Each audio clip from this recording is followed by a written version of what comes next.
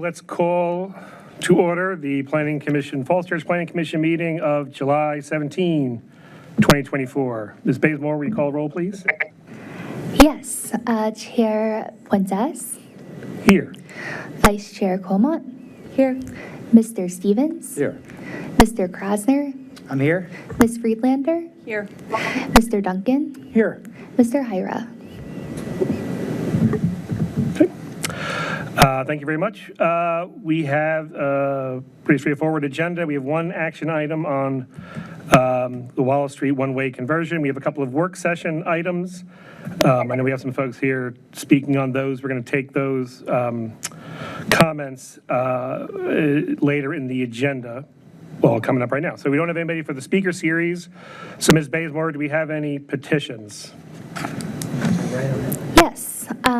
Well, we did have one item for written correspondence as well. We had comments sent from Jean Gresco on accessory dwellings, which will be coming to Planning Commission soon. And our first in-person petition is Fred Thompson. Come on up. I'd like to make a brief statement. I sent a letter to the Planning Commission. Okay, you'll say your, yep. Hit your mic and your name and address for the record. Yes, Fred Thompson, 502 West Broad Street, Broadway Condominium. I'm the head of the task force. I represent the Condominium Association, 100 residents, 80 units, 81 units, and about $1 million contribution to the city budget each year. I want to highlight a few items that were in our letter. The first of all, that we have and have always and are happy to see townhouse construction. We always felt that residential type construction adjacent to our building was the best use and or small scale retail, and so this fits what our objectives are, and so we're happy to see that. Secondly, Henry Zhang helped us put together a meeting with city staff that's doing the review, as well as the developer and the client, the homeowner, and it was excellent. I think it helped us better understand what the issues were. I think it helped everybody understand what our concerns are. At this stage, I think we're just fact-finding, which is, I think, about the stage that you're at as well. And we want to make sure that we understand what the questions and issues are. And I do appreciate very much his work and the work of the city to do that. He also loaned us a full size of the plans. The plans are online and available, but I would say they're unreadable unless your computer screen's as big as that. You won't be able to read what those plans are. And we were able to work through them, so I appreciate that as well. Key points. First of all, every site plan, and this is a unique one, should be dealt as unique. Look at what the neighbors are, what the relationship is to the other properties adjoining it. Look to the code, look to the T-zones. Each one should be looked at as a unique situation, and we want this looked at as unique, and that anything that was done for Oak Park is not really relevant to this and sets no precedent for this. That's not only our opinion, but I think the city staff agrees with that as well. And so I hope you'll take that in mind as you look at this. And then on specifically, what is the Broadway concern? First of all, we feel that the rear setback that we would get for 609 Park Avenue is disappearing in this plan. And we're concerned about that because the T-zone amendments basically don't allow setback reductions unless there's affordable housing, and there is none in this case. So for other reasons of definition, that's being removed from the plan, but we want both the city and the Planning Commission to consider whether that is appropriate in this case. Secondly, there are fences, walkway, lightings, plantings, et cetera, that really aren't clearly articulated, even on the big plans. And we'd like to see drawings, representations. We really like to understand what it is we're facing, what it is this building will look like next to ours, and really understand that. I don't think the drawings to date really do that. Thirdly, stormwater, and this is really the most important things to us, because I detailed in my memorandum that we spent over $300,000 dealing with stormwater issues at the Broadway. We think we've got it under control. We haven't fully tested it in the biggest storm. The one we showed as a flood that occurred in 2006 was a 5-inch rain followed by a 4-inch rain. With climate change, that's not going to be exceptional anymore. And the city's infrastructure today isn't adequate for that. So we want you to take a close look at that. And we want you to look at impermeable surface, because the developer defines that as managed turf, et cetera, et cetera. I think walkways are walkways. I don't really know how the planters would qualify as impermeable surface. I'll read the definition that was in the T-zone amendments. impervious area is an area covered by hard surface such as structures, paving, compacted gravel, concrete, or other man-made features that prevent, restrict, or impede the downward passage of stormwater into the underlying soil. So I don't really think that the planters or the paths that are going to likely be paved really qualify. So I hope you take a good look at that. I hope the city does.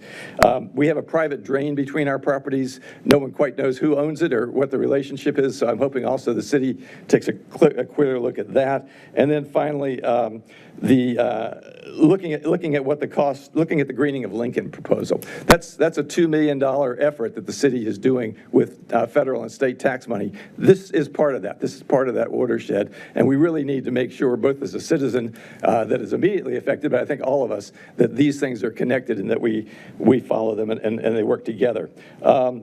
I would just say, in terms of things that haven't been done, so we're off to a good start, I think, with communication.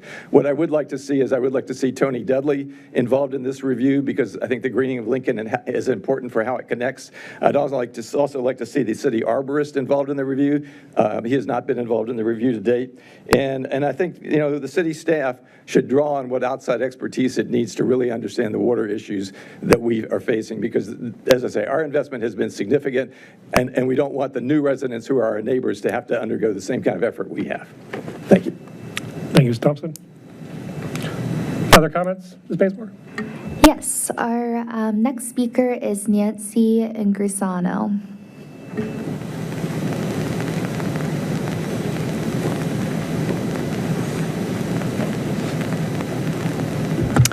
I'm Nancy Ingrisano. I own and live in a unit in the Broadway condominium. I drew a little map. Looking north, this is the T-zone properties on Park between North Lee and Pennsylvania Avenue. This is our Broadway condominium on West Broad. You can see that we are in the back of the T-zones. Nobody can question that. And that's why I rise today to speak. It's a little confusing because the proposal for the Lee Park Townhouse development treats us as being on their side. I attended many of the public hearings when the City Council was studying changes to T-zones. At that time, it was always understood that the Broadway was back of those properties. But now I'm learning, because legally the corner lot is considered to have two fronts, it's illogically has two sides in terms of complying with setback requirements.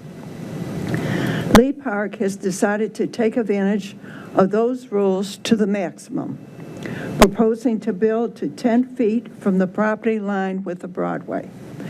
Perhaps that is unchangeable for the corner lot, despite leaving a feeling that it's pulling a fast one on the citizens of Falls Church. But that is the corner lot. Part of the future Park Lee development is 609 Park,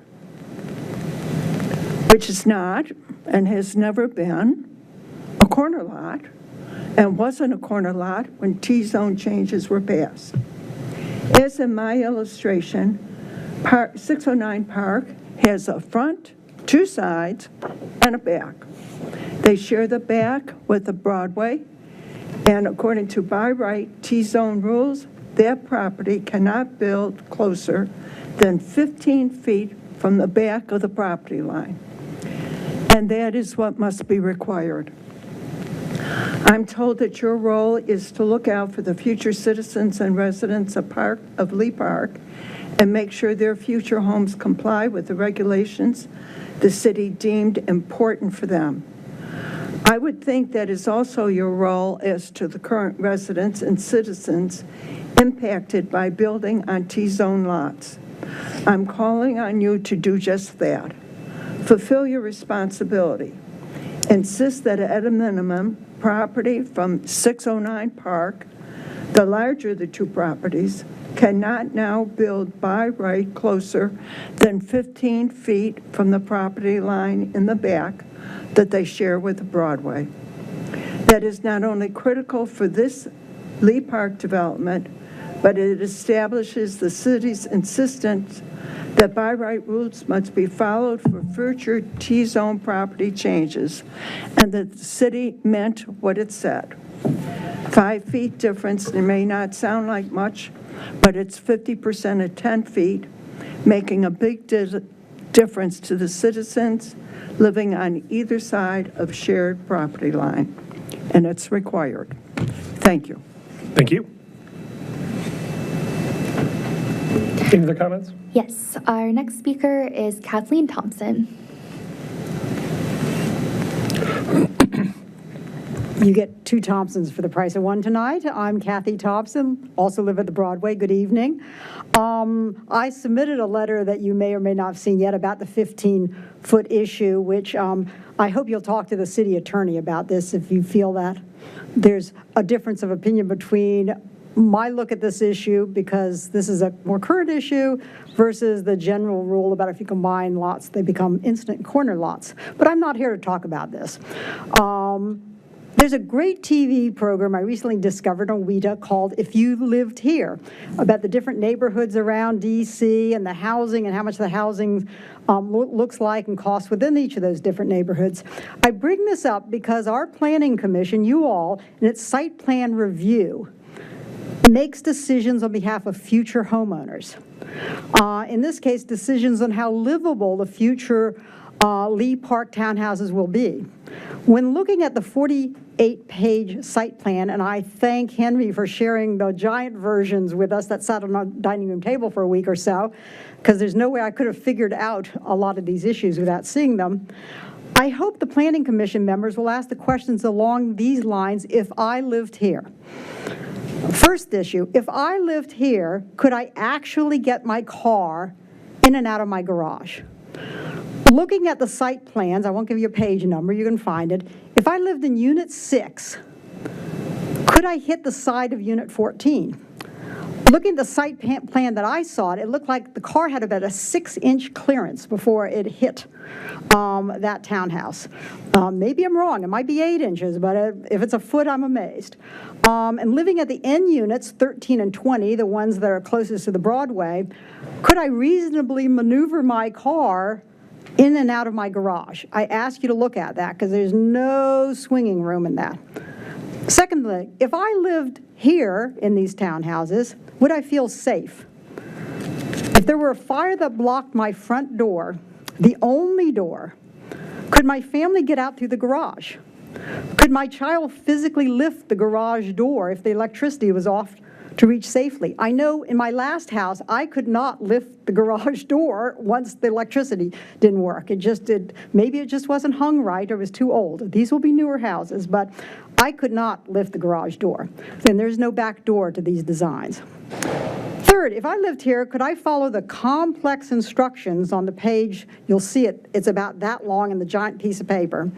To maintain my bioretention planter in the front of my house, including the requirement to inspect it right after a rainstorm.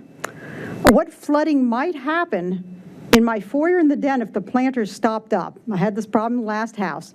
Everything froze, and then it rained, and we had water all over the place because these things don't necessarily clear magically. So, fourth, if I lived here, will the trees planted by the long-gone developer actually be able to grow and thrive? Or will my HOA be on the hook for repeatedly replanting trees to comply with the plan submitted to the city as part of this site plan? I think townhouses are a great use for the land along Park Avenue. But I asked the Planning Commission to think about whether perhaps too many townhouses are being crowded onto this particular parcel of land. Perhaps all the problems I list here could be resolved if there was just a little bit more land for cars to maneuver in this townhouse community, for storing garbage cans, which are right now have to be in the garage because there's no place to put them, and that's why there's no door, and providing for drainage problems. We are very worried about stormwater, and for plantings that I don't know how they're going to live based on we have a very knowledgeable gardener in our place that's talking to the arborist when she has a chance because she's concerned about it. So I just ask you, when you're going through the site plan, think about how livable this will be for the next people. And I ask you to think about, are there just too many townhouses crammed on this small parcel? Appreciate your time, thank you, and I appreciate your service. Thank you. Good night. Anything else? Those are all the petitions received. Okay. Thank you. Is there anybody else here who wants to speak on any of the items on the agenda tonight? Okay. Okay, let's move on to the action items. We have two. One is the Wallace Street one-way conversion, and then our minutes approval. So let's start with Wallace Street. Mr. Stoddard? Yes, thank you, Chair, members of the commission. The item before you tonight is the, for action, or for your final consideration is the Wallace Street one-way street conversion for Missing Links Sidewalk Project. This was before you recently as a work session item, and it's now coming back to you for your final consideration. Of course, your authority here is coming out of Section 1707 of the city charter that requires the Planning Commission to review and approve proposals for widening, extension, narrowing, enlargement, vacation, or change of use of streets and public ways. Ferran Joe is back with us again tonight. Thank you, Ferran. And you can see throughout the staff report, he's made a series of changes in response to the conversation at the work session, including finding a way, obviously, to narrow that travel lane below that 15 feet that I know is of concern, and actually a proposal to include the city's first contraflow bike lane so that we can continue to have two-way bike traffic. So certainly not a first within the region, but it would be a first for the Falls Church community. But with that, I will turn it over to our lead staffer on this one, Ferran Joe. Thanks, Paul. Excuse me. Yeah, so last time we were here, we sort of talked about the one-way street conversion and including that sidewalk on Wallace Street. And then you all had some comments that we sort of took back and thought over and made some adjustments to the concept plan. So I figure we can go over, if you want to pull up the plan, we can talk about some of the changes.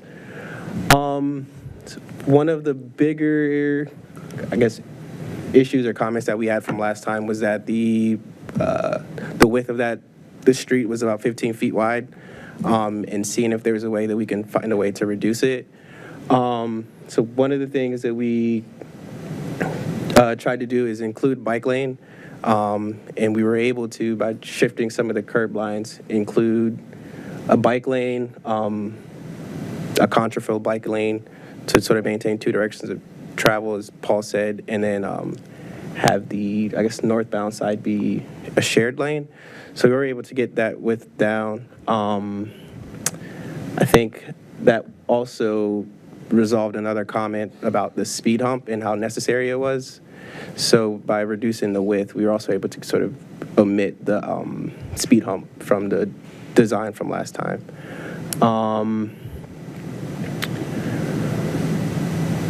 I think there was another comment about the curb ramps and seeing if we can make those sort of more parallel with the crossings, and we were able to accommodate that as well. And then I think there were a couple other comments that we sort of thought over but did not include in this iteration. One of them was trying to reduce the amount of driveways. So there's the 3 driveways that we're maintaining on Wallace Street. And so we, in talking this over with Zach, it seemed to be sort of, I guess, unprecedented, or there wasn't a precedent to remove the driveways or reduce the amount of driveways if we weren't already changing the lane use there. So because it was going to remain parking, and the property owners weren't really interested in sort of including the sidewalk project on their property at all, we sort of decided not to go that route and just maintain the 3 driveways we had. And then the other comment that we got was about seeing if we can include any kind of green space in the right-of-way we have between the property line and the back of the sidewalk. So we thought about it, and I think it would, the issue there would be that the bike shop, they actually use the door on the side of that street, and so we didn't want to sort of restrict their access or sort of impact their business, trying to reduce the amount we were sort of impacting them already by sort of including the sidewalk. So we didn't want to proceed with those changes. It wouldn't be a whole lot of space anyway. I think at the narrowest point, we have about 4 feet, and at the widest, I think it's about 8 feet. So there's not a whole lot of room for trees anyway.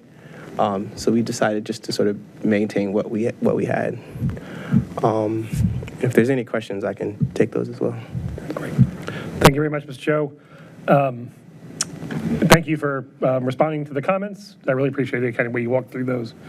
I do wish the speed bump was in there. We talked about that last time. Do wish trees were in there, but I'm glad to see the contraflow bike lane. I think it's generally improved, and I understand that the narrow street is going to be a traffic calming measure too. So I appreciate that, but appreciate the way you responded to the commission's comments. So thank you for that. Let me open it up to other commissioners for any other comments, questions, concerns. Ms. Freelander.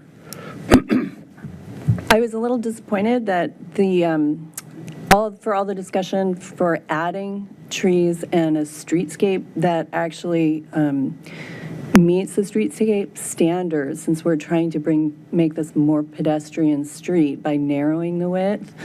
I was a little bit disappointed that that was sacrificed for a bike lane in the opposite direction. When I'm looking at the bike plan, the master plan bike plan update, this area does not have a connection on South Washington at this location identified as a priority route.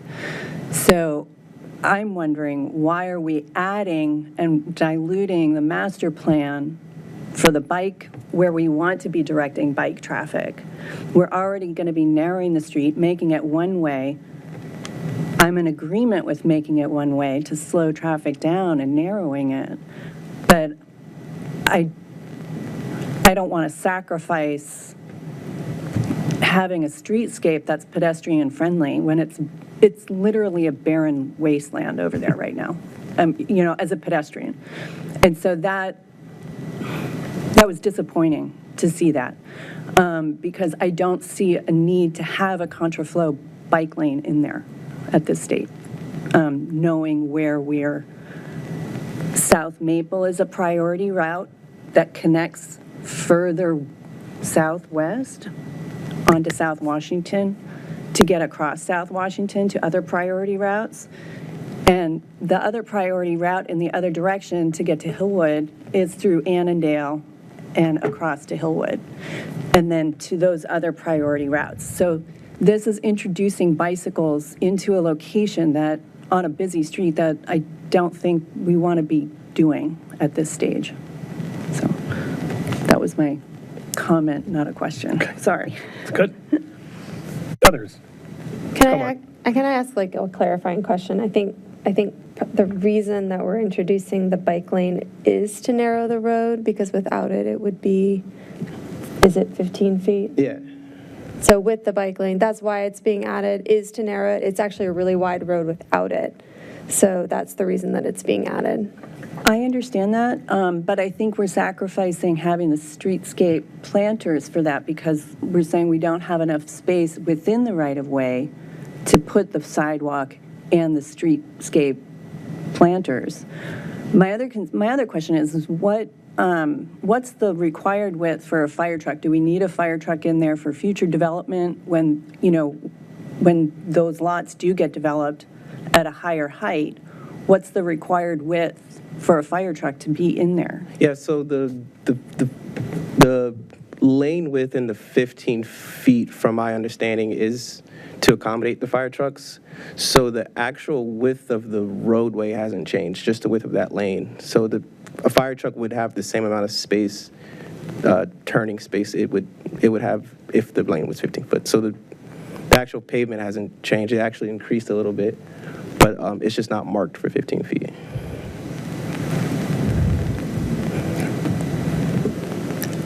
I have a question about the contraflow lane. I've never seen one of these little sort of like mini lanes. I guess they have some of them in DC, but they also have like physical barriers, I'm just wondering if it is going to be confusing for drivers who are coming up Maple or down Maple and turning onto Wallace, like who are used to this being a two-way road, to see that double yellow and think like, oh, I can drive in that little tiny bike lane. So I don't know. Maybe like if I saw it in real life and it's only 5 feet wide, it would be obvious that that's not a car travel lane. But I think to some people who are used to it being two ways, I just worry a little bit about them trying to turn down through there.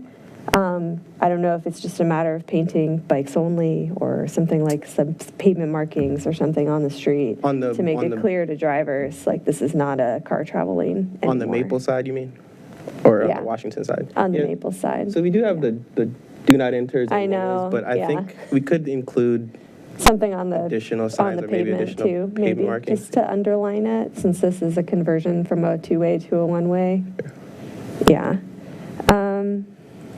I was also bummed about the trees. I don't completely understand the reason. It sounds like we do have this space, but we just don't want to do it. Is it like a funding limitation that we have for the project?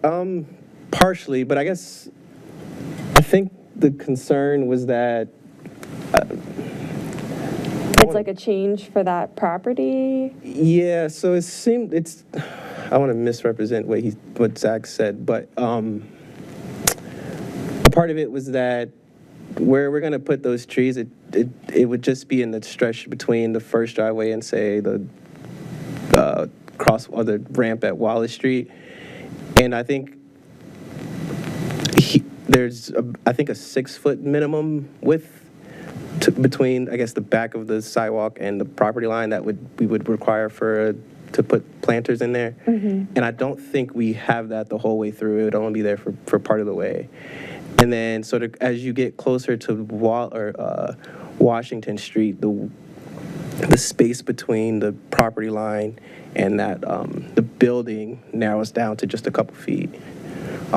So I think the effort would be to just sort of try to maintain as much of that space that the property owner was using, as just to not sort of ruffle feathers on a project where they already weren't too interested in having us do it there. So we're just trying to sort of meet somewhere in the middle. Okay. I mean, understood. I feel like even one tree would be better than no trees in that area. And the right-of-way line, it looks like it is actually getting wider as it approaches South Washington Street. Like, there might be more room there, though I guess there might be sightline issues, too, with trees near the corner. One quick question, and I'm pretty sure the answer is no because of the fire truck answer, but, if in the future we had funding to be able to install a sidewalk on the opposite side of Wallace, we would still need to maintain that 15-foot clear for the fire truck. So like we take out the contraflow bike lane and just make it like a little bike boulevard kind of thing and add that sidewalk. But that would narrow it back down to 11, but that would be too small for fire trucks. Is that correct? We wouldn't be able to add a sidewalk on the opposite side if we were to get the funding at some point in the future.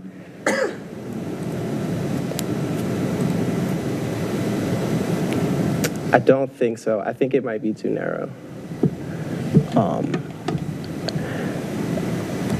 Yeah, I can take a look, but I feel like 11-foot would be too narrow for a fire truck to turn through there. Okay.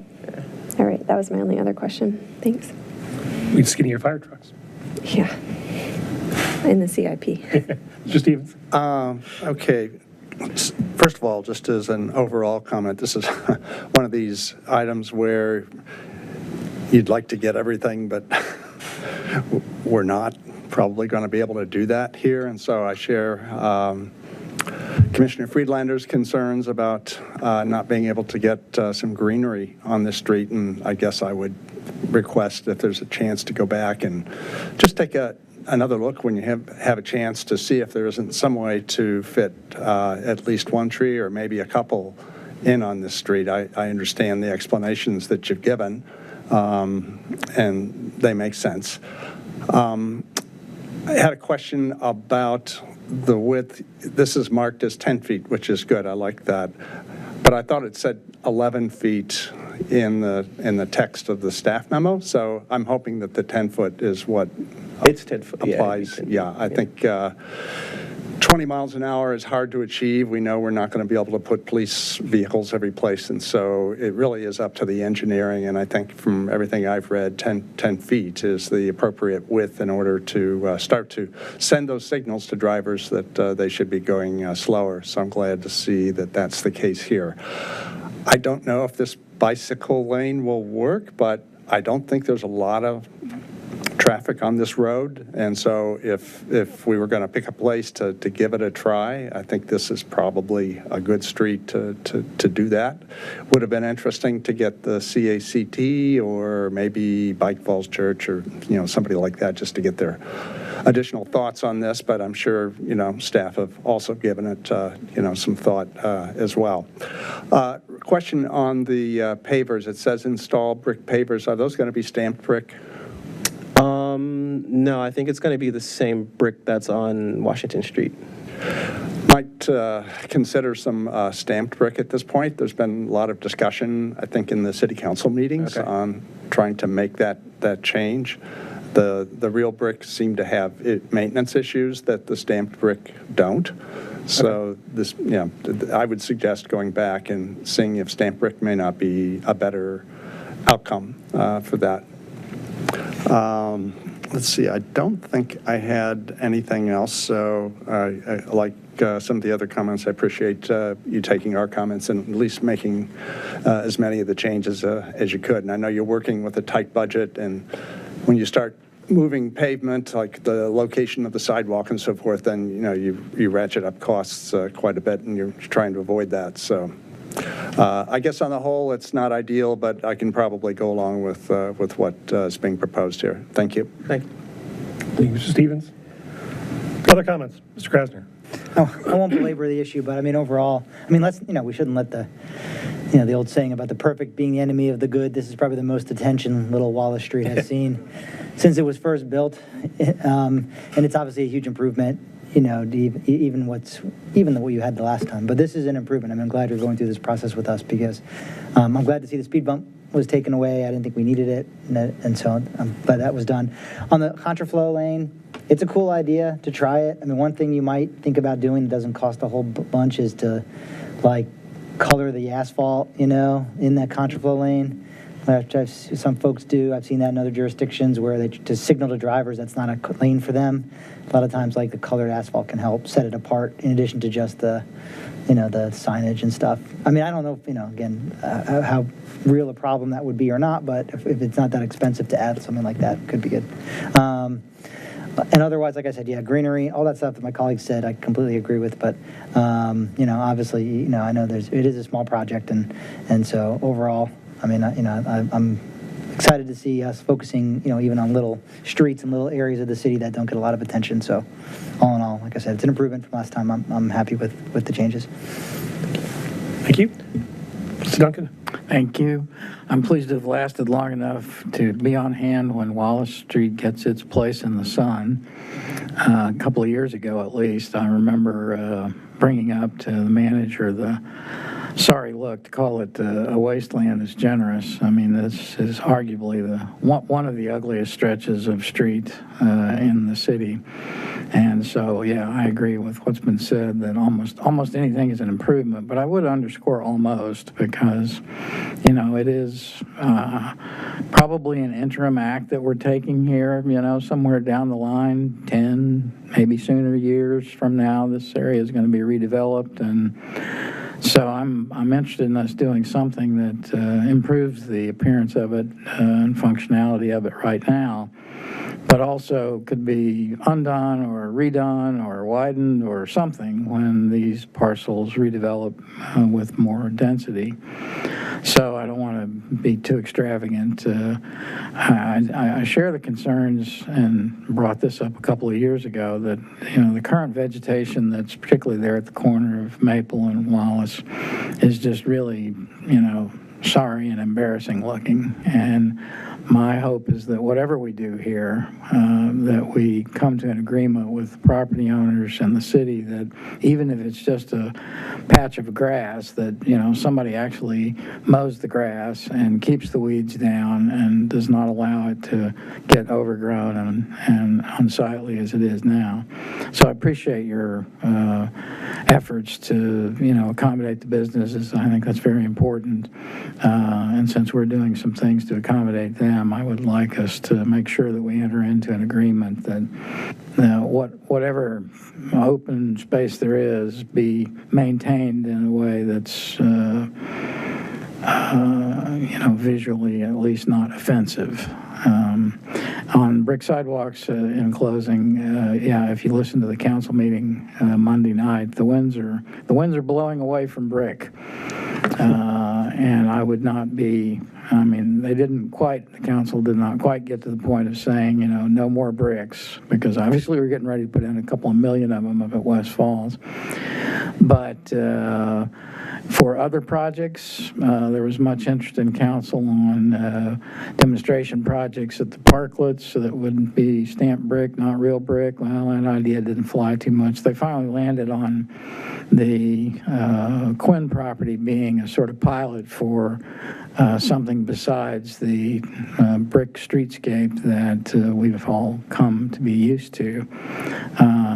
And that project is probably going to be in line behind this one, I would assume. I assume that once this is approved, you'll get right on it. So I would encourage the consideration of stamped brick rather than traditional brick because there's concerns about safety and maintenance and there's no developer to pay for the fixing of these bricks at this street. This is going to be on the city, whatever we put down. So let's put down something that looks good, but also can be maintained and is safe under bad weather conditions. Thank you. Thank you. Thank you. Any other thoughts? Any comments? I'm sold on the stamp brick idea. Never thought about it until that, but it makes a lot of sense to me. Also disappointed about the driveways. Totally understand your comment or your conversations with the property owners. Hopefully that gets addressed if and when we redevelop this area. But I agree, generally in better shape than it was before, for sure. And I think the bike lane's a good experiment here. So if there's any other comments, it is up to us to formally approve the concept plan, so we'd entertain a motion for that from. I think Mr. Stoddard had a comment. Pardon me? Yeah. I'm sorry. I just wanted to say, it certainly does not look like what we're getting out of, say, our Great Streets projects, right, whether it's Park Avenue or the greening of Lincoln. But the other thing is that those are also multi-million-dollar projects. And we know in the city that we have a lot of streets that are in need of sidewalk. Wallace, as an example, doesn't have one on either side. And so one of the benefits of this approach is that it does allow us to do most of the design work and engineering in-house. We don't have to excavate, which means we don't have to worry about utilities. This is a street that's underserved by utilities, so I don't know if that's a particular issue here, but it means you're avoiding the cost of excavation. You can get in sort of relatively easy, design the surface treatments, go out with a standard set of materials under standard contracting and get this done. And the city for the last couple of years has been running the Missing Links sidewalk program, and it's been a popular one so much that we can't actually get to all the requests that are in the queue.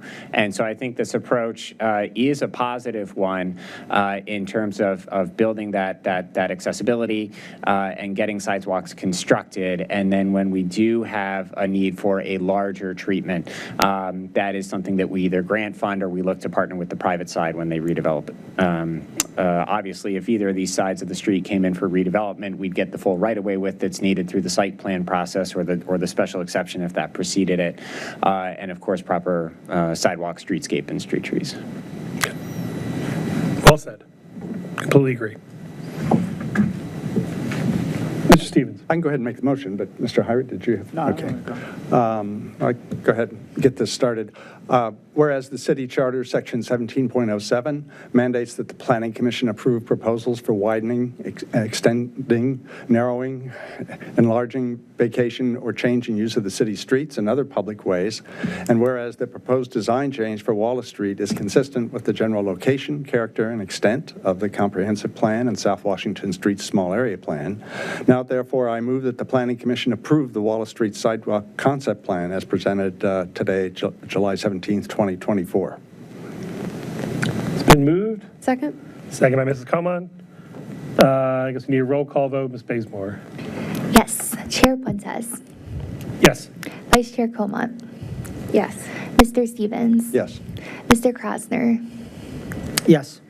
Mr. Hyra. Yes. Ms. Friedlander. Yes. Mr. Duncan. Yes. Thank you. Okay. Thank you very much. Thank you, Mr. Joe.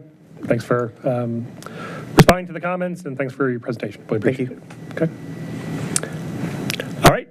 Next action item is approval of the minutes of June 26, 2024. Any comments on the minutes? All right. Seeing none. I had no comments. You have one comment? No, I have no comments, but Okay. if anybody else does, speak now, because otherwise I will move approval of the minutes as presented. Okay. Second? Been approved and seconded. All in favor? Aye. Aye. Aye. Opposed? Okay, minutes are approved. Moving on to our work session items, we're going to start with the Yassini Jewelers site plan. We've seen this once before. Obviously, a lot of work has been done on this in the interim weeks and months, so looking forward to hearing from the applicant. Mr. Stoddard?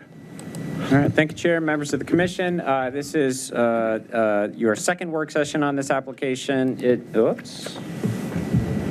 Sorry about that. This is your second work session on a site plan application, munis number 2023-0138. Oh boy. All right, let's see, by Chris Forsberg, agent for the owner, for redevelopment of approximately 0.26 acres, 11,339 square feet of land located on 1100 West Broad Street, RPC 51219-001 of the Falls Church Real Property Record Zone B3, general business to demolish the former Capital One Bank and building a new jewelry store. So this is your second work session on this item. Your previous work session from the schedule section in the back was held on February 21st of 2024. Since that time, the applicant and staff have been working positively to address the comments that came out of that work session, as well as the staff technical comments. And as you can see in the site design and the building renderings, there have been some positive changes made since you reviewed that first set of application, since that first application. You can see in the staff recommendation, we are suggesting that you all hold your work session tonight, provide some comments, and you can see a sort of a key list of items that staff has highlighted beginning on line 16. With that by way of setup, I will turn it over to our case planner, Mr. Jeff Holler. And then the applicant is also here to present an application, present as well. Thank you, Paul. Good evening, Chair Puentes and the members of the Planning Commission. I'm Jeff Holland with the planning staff. As Paul had mentioned, tonight is the second work session for the Planning Commission to review a proposed site plan for the new Yassini Jewelers store at the corner of West Broad and Falls Avenue. The project includes a demolition of the former Capital One Bank and to replace its 1,700 square foot ground floor footprint with a new location. Their recent submission, the applicant has requested multiple waivers for parking lot perimeter and interior landscaping, as well as a parking reduction that staff believes will not be necessary. Updates and applicant responses to the Planning Commission comments from the February 21st, 2024 Planning Commission work session are located on line 36 of the staff report. Many of these comments led to a redesign of the site and also of the front facade. The proposed development is a permitted by right use in a B3 general business district and is consistent with the land use vision of the city's comprehensive plan. Line 87 to 191 of the staff report includes a more detailed analysis of the project against the comprehensive plan, West End small area plan, design guidelines, and streetscape standards. Notable recommendations for this area include the promotion of redevelopment, which incorporates vibrant retail as part of an attractive, walkable gateway into the city and builds upon a sense of place through consistent streetscape and materials. To date, staff has reviewed 3 submissions of the site plan for compliance with city codes, policies, and regulations. As you may remember from the previous work session, the first reviews of the application materials, staff had identified several instances of missing necessary information or proposed site features that would require waivers of site plan requirements in order to be recommended for approval. The applicant's second and third submission reduced the number of these missing items but did not address several others. Staff has also identified some inconsistencies between the engineering and the architectural plan sets. Also, with this third submission, staff has been able to review the requested waivers and their justification. Most notably, the requested parking waiver is not necessary, given that there is a surplus of proposed parking. This may also mean that some or all of the required 5% parking lot interior landscaping or landscaping buffer may then be provided as opposed to waived. Staff comments on the third submission of the materials were transmitted to the applicant on July 3rd, 2024, upon completion of our review. Just one other procedural note to mention that tonight the Cini Jewelers site plan is under review next door by the Urban Forestry Commission, and a recommendation from them will be made available before any public hearing on this application. However, while site plans are typically also reviewed by the Architectural Advisory Board, the AAB was not able to reach quorum for their July 10th, 2024 meeting in which the project was scheduled to be presented. And the AAB recesses in August. Since City Code requires that the site plan submittals be reviewed within 45 days, staff recommends that the Planning Commission proceed with its review at this time. I do believe this actually goes, that also stands for the Leon Park townhomes as well. We have the project's architect here with us tonight, as well as the project's engineer online to further discuss the project. Thank you. Thank you, Mr. Halloran. We have a presentation here as well. Yes, Your Honor. I'm Hamid Momni. I'm the architect on the project. And last meeting, you had 2 recommendations, which is adding windows in the front of the building, which we have done. And we have some 3D rendering that can show that. And we removed the drive-through that was there by the bank. It's completely gone, and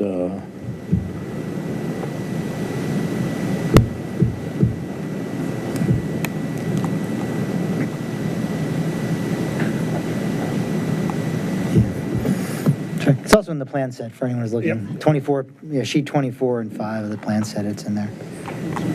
So people can see it. Okay. so as recommended, we added 3 windows in front of the building. You can see on the 3D renderings. And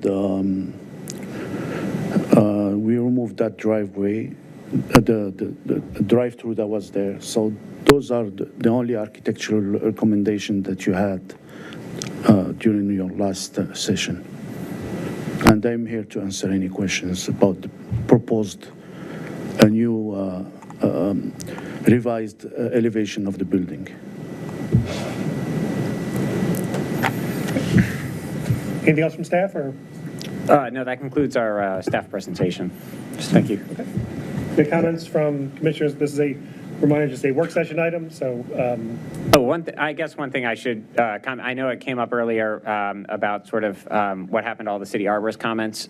So Charles Prince, the city's arborist, is out of the office on medical leave. And so we do have a second certified arborist on city staff. Eli is the, oh gosh, I know him. let's see, there he is. Eli Swadner is also a certified arborist. He's actually the head of our tree crew. And so while Charles is out, Eli's going to be reviewing, of course, all the development applications. He's actually sitting in with Urban Forestry tonight on the other side of that wall. So we will be getting those reviews. It's just taking us a little bit of time to catch up with where we are in the timeline. Thank you. Small correction there, actually, Paul. I'm sorry. Charles did review the latest submission, and he actually indicated that he had no comments on the submission. So but our interim arborist, yes, he will get any future submission and will be part of the review. So it's no comments from the arborist at this time? At this time. The expectation that Yes. was. Yes. Thank you. Okay. Comments from commissioners? Let's do Mr. Krasner and Ms. Friedlander. Yeah, I just had just a question to start off, just, me, procedural questions. Just the issue of the architectural board, is there a mandate for them to review it? Or is that an advisory thing? Where does that live in? I know we have a statutory, authority to approve site plans. We did have to look into this. Where does that live in the city code, or where is it? Yeah. Or is it just over advisory, So we did look into this, and it does say that the Architectural Advisory Board does have to review site plans, but it also does indicate, along with, I think it's the Historical Board, does also have a certain period of time in which they must be given the opportunity to review it. As I had mentioned, the AAB had it on their schedule this past month. They were not able to meet quorum because they actually have a lot of vacancies on the board right now, actually. So they were not able to meet the quorum and have a meeting, but they were given opportunity to review it. I'm the liaison for the AAB, and I've told them that I still am welcome to any and all comments. They have all the materials, and so. Right, so we're not precluded from acting in the absence of their recommendation. It kind of, it's like a default of The only thing I can say is that if our review continues on past August and goes into September, then it will be part of their agenda to review it. So. Right, and then you reference the 45-day review cycle. Is that in the ordinance? Is that in the zoning ordinance? Mm-hmm. Yeah, it is, right? Yeah. And that's, again, is that discretionary? Is that mandatory, 45-day, or is that, again, recommended? Failure to meet the 45-day doesn't result in an automatic approval, does it? No, but I do think that there is a bit of a responsibility by the city staff to keep things moving along, despite an advisory board not being able to meet on it. I understand that, and again, we'll see how my fellow commissioners feel about not having their input, how vital it is or not. We have a few people here with architectural background, but anyhow, okay, that was my only question. I have other comments, but I don't know if I want to dive into that now. Or Sure. Okay. Overall, like I said, I appreciate the changes, I guess, for the applicant. I appreciate the changes in the design. I know I think I made a bunch of comments about the lack of windows and how kind of stark it was before. And so, like I said, I'm a fan of contemporary architecture, and so I never had a problem with kind of your concept that it was kind of it should be a very interesting building. But I did think that the lack of fenestration and was going to be a negative. Now you've addressed that pretty well, I think. And so, that's a positive change. And same goes for the, removing the curb cut. That's not that's a different issue related to, again, pedestrian safety and just, again, improving the streetscape there and having all the access off the side street, which is preferable, I think. So anyhow, that's all. Both of those are positive changes. I'll echo, staff's comments in the report about, if you're overparked, if you're truly overparked, it sounds like you may be. I certainly would prefer the plantings. The site's, again, it's a small site and it's largely, impervious today, but anyway, we can improve that with the redevelopment. Would be I would be positive. I get it that you're adjacent to a funeral home and a tire repair place and across from a car wash. I mean, no, it's not that we're looking out necessarily for residential neighbors and unlike, disparate uses, but just for beautifying the site and putting some greenery on a site that's, kind of hasn't been looking great in the last 5 to 10 years.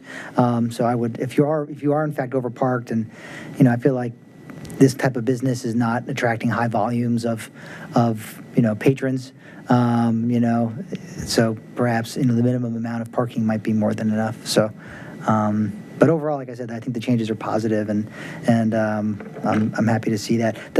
One last thing, apologize. So where you're showing brick in the parking area, I mean, is that going to be pervious or impervious? Where you're showing, there's asphalt, and then you're showing some of the parking spots as like pavers. Is that for stormwater? Is that for stormwater quality? It's that drive-through, we replace it with some paving. Right, but like behind that, I don't know if the staff knows what I'm getting at. Like they're showing some of the spaces in the parking area, the ones closest to the bank building or to the jewelry building is like a. They're labeled compact spaces. So. Right, but like but the shading is shown as like is like the. I don't know, I gotta look at the legend. I mean, is it? I think one side shows. Those are purple pavers. They are permeable. I'm hearing a voice from the ether. Hi, this is Erin from Sarah Engineering. I'm sorry. Oh, I didn't realize we had an engineer. Assisting. I'm sorry, I would have asked the engineer. I wouldn't be looking at the architect. Okay. So those are permeable. And so that's for stormwater quality, right? Is that what we're using those for? Yes, those are for stormwater management. Okay, all right. And those are going to be permeable pavers. The rest of it is asphalt. Yes, because it drains towards the permeable pavement. Okay. All right. And there's also bioretention along the building. Right. And how much of that is, I mean, is it all, I don't know what's on the site today. There's probably, I don't know how old that building is. So this is all new, right? You're not reusing any of the previous, right? I don't know if there is any stormwater management on that site today. There might not be. But whatever. And again, we didn't identify, when we did a survey, we didn't identify any existing stormwater management systems. Right. I didn't think there would be. Okay. All right. I just wanted to confirm what I was reading on the plan was accurate. That's all right. So that side is going to be pervious. So anyhow, so yes, you could keep those spots, and then lose some of the spots on the other side if you don't need them, and put some additional plantings there. I think it would be an improvement. That's my main comment. That's it. Thank you, Mr. Grasser. Ms. Freelander? Thank you. Thank you, Chair. I have some questions first. Just I'm so sorry. I'm sorry. Go ahead. I'm sorry? He said that planters, and I was trying to figure out where to put planters, but I'll ask. Yeah, and I was saying if you could put plantings in lieu of some of the excess parking spaces that are now shown as concrete. Okay. That's what I was getting at. Okay. If you are in fact overparked per the ordinance requirement for this use. Yeah, for your comments, I saw that the required was 8. We were at like 11 or 12. We were at 11. Right. Right. So you have 3 or 4 extra. Right. Okay. Thank you, Mr. Chair. So for the arborist, because I have a question regarding the landscape plan, because there are 2 different landscape plans. One that is on the L.01, and that's dated 4/15/2024, and then there's a site plan 002, which is dated November 22nd of 2022, and those are very different landscape plans. And the older dated one shows the overhang, but the newer one on the L sheet that has the plantings identified what they are does not show the overhang. And it looks like some trees are actually located where the support for that cantilever is. And those trees grow to be about 20 to 35 feet. So I'm concerned that maybe we need to have an accurate landscape plan that the arborist is looking at and commenting on. because it's very confusing right now, what is actually scheduled to be where. Because the one that is dated in November of 2022 looks like it's more current and it's more developed, but it doesn't specify which plantings are which, right? So I think that would be helpful. I'm not sure which one the arborist is looking at right now or has looked at. So, and I would think that with that, the Urban Forestry Commission is probably also going to have a lot of questions surrounding which they're supposed to be looking at. So, my other question is also for staff. It looks like there's a lot of signage, which is great, but I just, but you passed the landscape plans. Oh, sorry. I thought you, okay, I'm sorry. Keep going down. For the signage, have we received a signage package? I'm sorry, I thought you were, there must be a lag on the line. Were you going to respond to the landscaping question? The only thing about the landscaping, you said that the older one seemed more current. I was confused by that statement. Because the one that's shown on the screen right now, which is, this one states it's sheet L01. The cantilevered portion of the building is not shown. And it appears to be over a tree. So we had, I'm sorry. We had a previous, I guess, session like this back in February. And during that meeting, we were asked to remove the curb cut on West Broad because we already have one on Falls Ave. And within that, we moved the cantilever because it was for a drive-through for the big. It's in the rendering. It's in the rendering, though. So I agree with everything with removing the curb cut on West Broad to achieve more landscaping. But the building rendering indicates a cantilevered portion that is on the second floor that extends over that pedestrian walkway that is to the west of those buildings. Of what we're looking at as the shaded building here, that is not shown on this plan. So the cantilever that lives above those trees is not shown. And those trees appear to be 20 to 35 foot tall trees. If you look up what the tree type is, the Carpinus carolina. I think that was an example of what Jeff said, that we should need architects and civil to coordinate a little bit more. Yeah. What was the cantilever, in or out? The cantilever's in, right? Yeah. Okay. I mean, because that's what we're looking at. Picture of it right here. So yeah, I think more coordination is required before we get a full report from the city arborist's office on that. I did have a question also about signage, in that have we been able to calculate if the signage is to code and we have the appropriate signage in the appropriate locations? And I know we don't have a signage package yet, but maybe that's something that needs to be addressed in your next submission. We'll work on that and okay. Submit it. Do you want me to go into comments? Please. No. Okay. So I do appreciate the thought and the care that you put into our comments with regards to the curb cut on Broad and the added visibility and transparency at the sidewalk level. I think all of those are great things. I think what's really difficult in reviewing this package was that it's really hard to understand what the materials are and where they're being used all the way around the building. And in addition to the landscape, trying to figure out what is there. So I'm looking forward to this project because I think it's a really unique design, and I think it gives us that uniqueness of place that we're trying to strive for in our comprehensive plan. So I think it's a great concept plan. I just really want to see the development of it and the addressed comments from the city as well. Reading some of the comments, it was also really difficult to understand if you're responding to all of what they're asking, because it feels like there's a lot of comments that weren't addressed that have to be readdressed. So I think a few more meetings to sit down with the Department of Public Works to really understand what it is they need on those documents, I think is going to go a long way.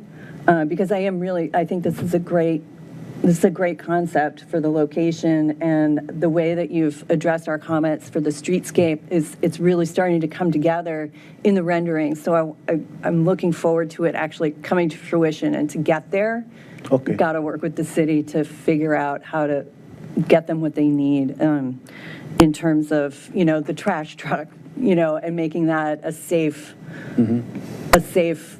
turning radius in and out, and making it look like it's realistic, because I was a little bit concerned that the approach in isn't realistic, because you can't.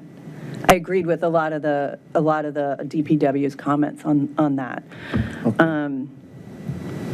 Let's see, and then there's a couple of other comments on one of the civil sheets that also still refer to DC standards. So we got to make sure that you pick up not only the Maryland standards, and change those to Virginia standards, but also the DC standards that are being referenced as well. But I'm really looking forward to seeing this further developed after you've worked with city, and maybe have another couple meetings with them to get through all the comments. Thank you. I don't know if it's asked you or who asked us to, but we were going through the comments, and one of the comments was talking about basically the trash truck coming in and out, and can we reverse in, or do we have to come in front end and leave front end? No, I know there was probably some conflicting comments that have cropped up on that issue. There is a stipulation in the city code that car parking cannot back out onto the public right of way, but as the planning and zoning staff have looked at that, we're of the opinion that same sort of restriction doesn't hold for trash and loading. And I think that the principle behind that is trash and loading is a fairly uncommon thing. It's not something that's happening as a matter of routine throughout the day. Right, larger trucks have backup alarms. They have professionally trained drivers. And so I think the planning and zoning staff is of the opinion that, especially when you're thinking about these smaller lots like this one, that allowing the trash and loading actually does a lot for you in terms of urban design and walkability, because it allows you to get to a greener, more landscaped site, versus, right, it sort of took heroics to show the turning movements in the parking lot, and as a result, almost 30-40% of the hard surface is just for that three-point turn. And so I think it is acceptable to have the trash and loading back, either back into the site or back out onto the public way. And that is, and I will say that that's a common condition even in our special exception projects. For example, the Lincoln at Tinner Hill has trash and loading backing out onto Maple Avenue. How do I, because it was a comment by every agency, so how do I address that? Do I just say, how do I address that comment for the people that aren't here? Sure, I think in the comment response, you can just say sort of per conversation with planning staff.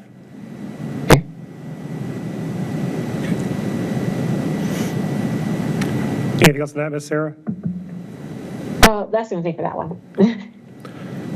I have one more. Please, Sorry. Ms. Friedel, go ahead. And then the photometrics, if that could be developed a little bit more, the light throw study, because that also doesn't, there's no calculations, at least on the handout that we received. So I'm concerned about pedestrian safety, especially in those, where you've got sidewalks and walkways going underneath the building. So I would like to see the photometrics calculations and a little explanation of those as well. We'll revise it and submit the new one. Thank you. Good thoughts. Thanks.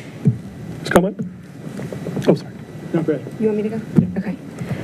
I was also going to ask about the 2 trees under the cantilever, so thank you for doing that.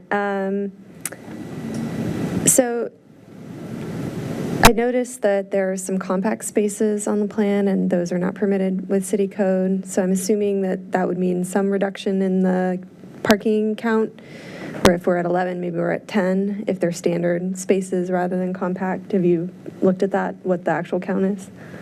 Yeah, that's why we said, yeah, we revised it, and now we're at 11, so we still have room to reduce. You're at 11 with them all being standard spaces? Yeah, it was only thing that was kind of consistent, because we saw one of the comments said 9 by 19, and the other comment said 9 by 18. So, yeah. Okay, but 9 foot wide. I believe it's 9 by 18. We'll double check. Yeah. It's 9 by 18? Yeah.